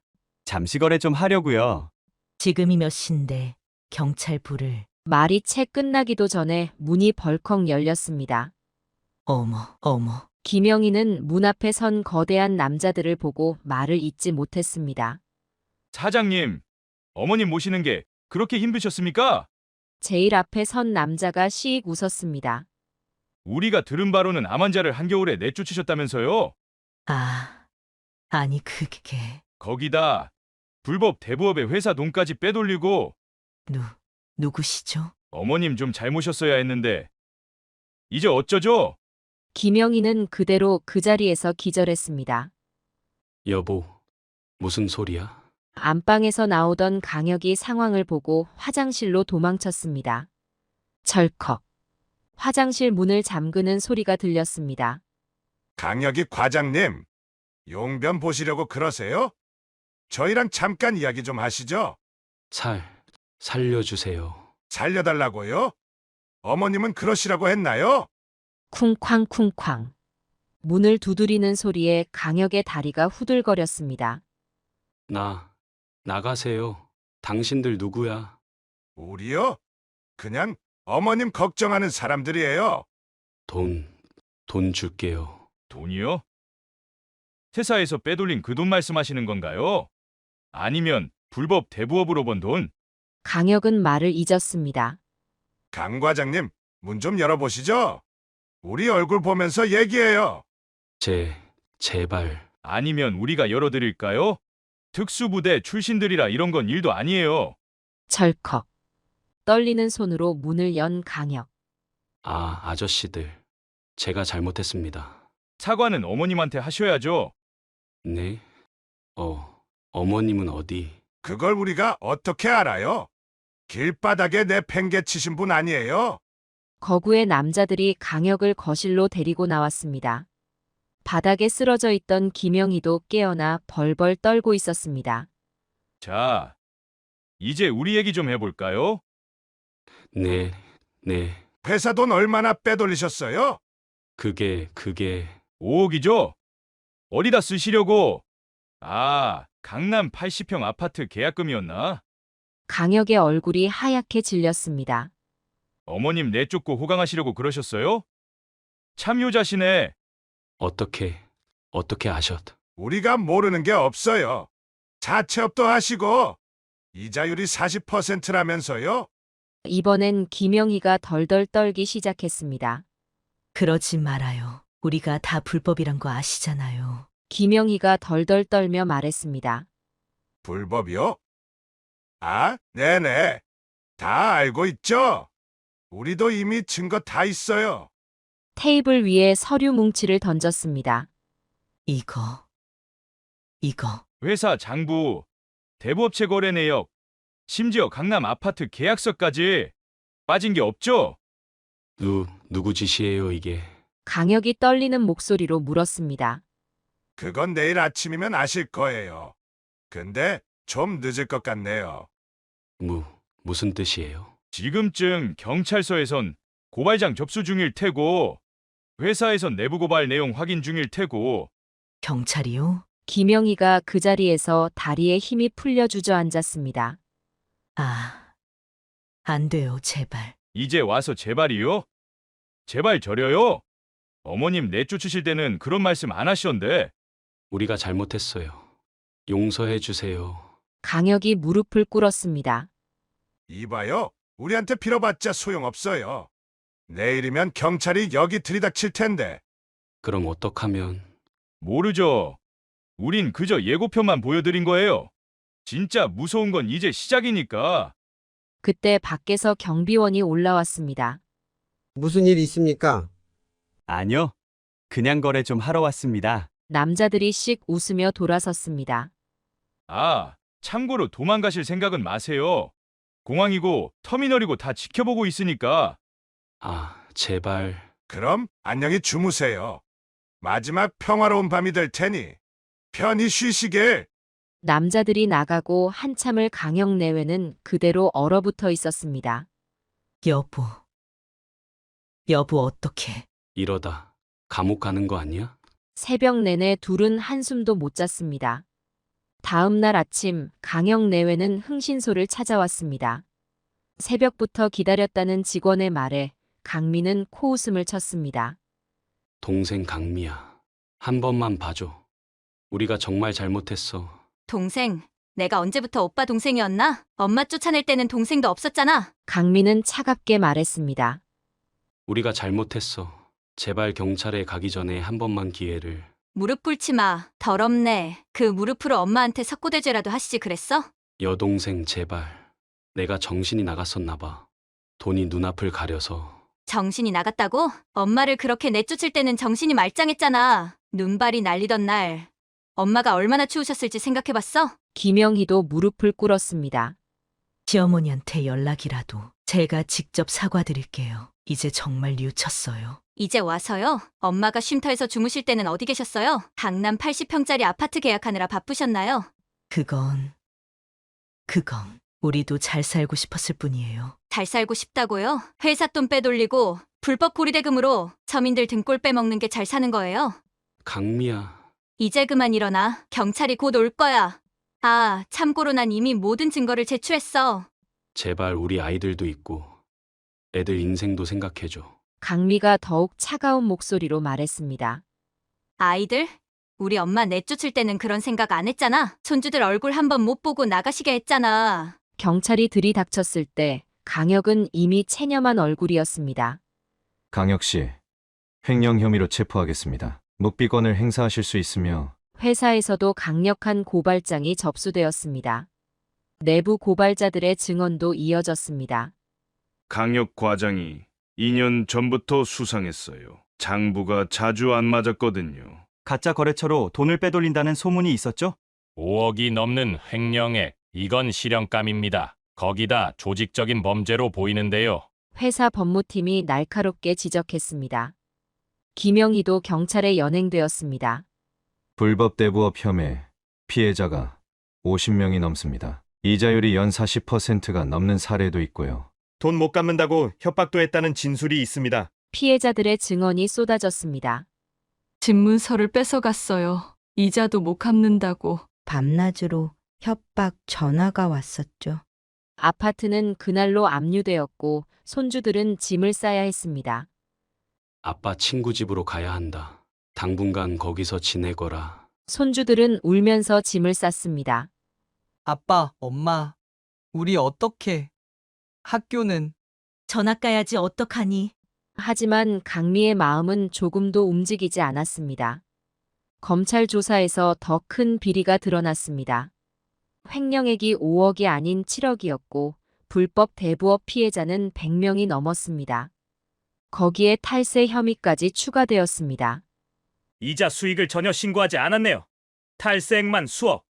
구속 수감된 강혁은 교도소에서 편지를 보내왔습니다.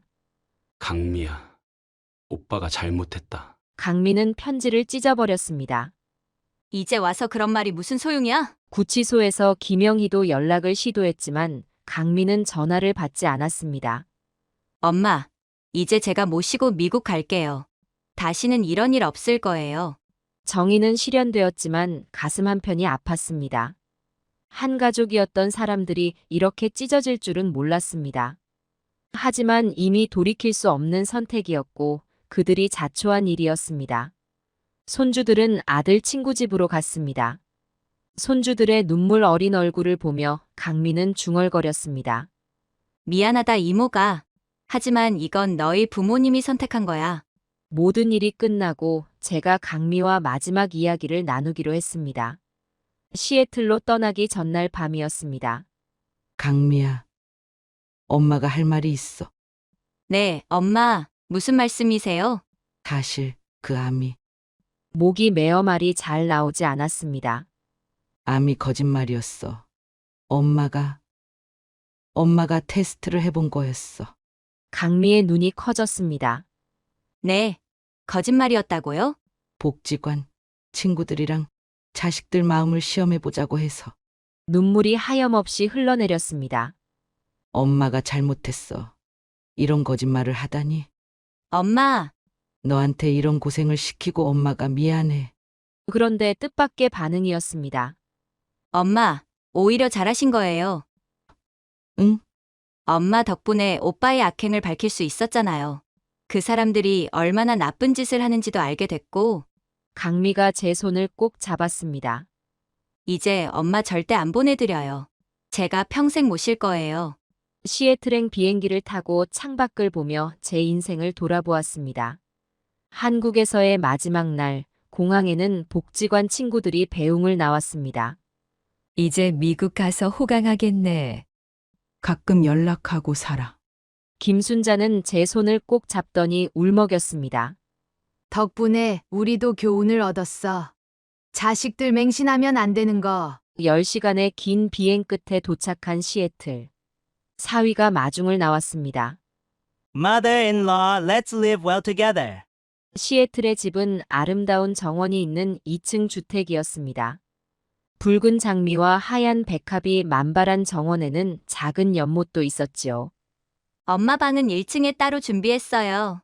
햇볕도 잘 들고 정원도 보여서 좋으실 거예요. 처음으로 제 방이라고 할 수 있는 공간이 생겼습니다.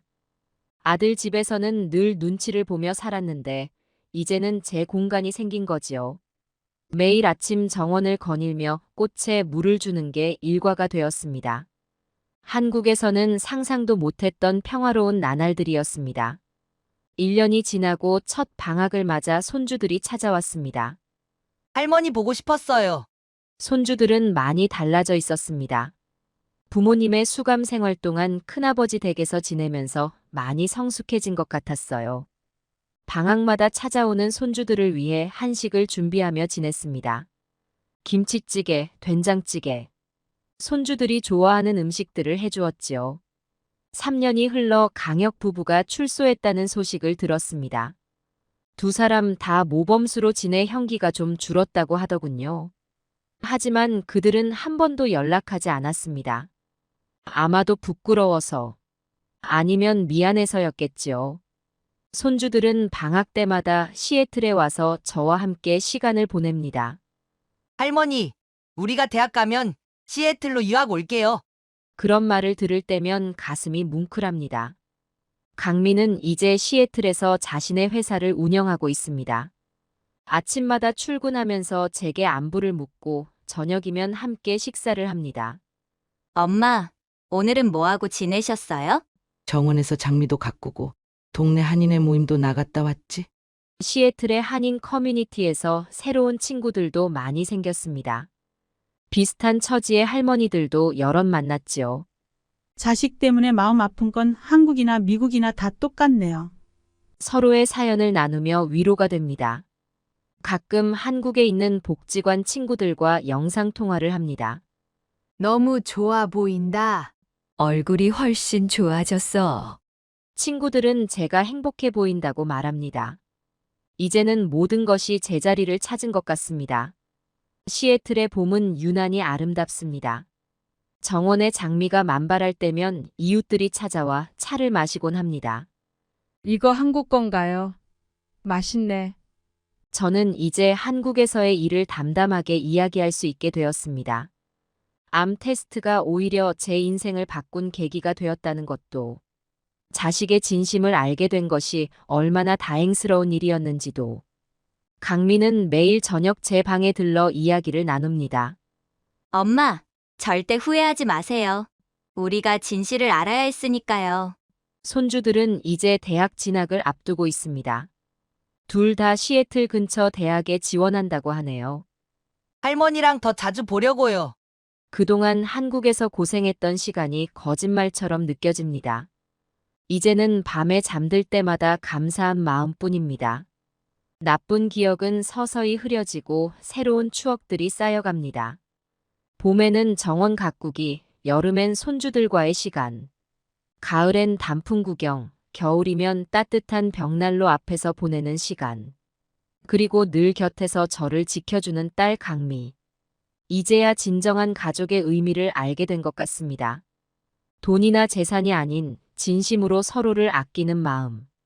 그것이 진정한 가족이었던 거지요. 가끔 창밖의 하늘을 보며 생각합니다. 인생은 참 알 수 없는 것이라고. 한순간의 선택으로 이렇게 달라질 수 있다는 것을. 이제는 더 이상 두렵지 않습니다. 제 곁에는 진정한 가족이 있으니까요.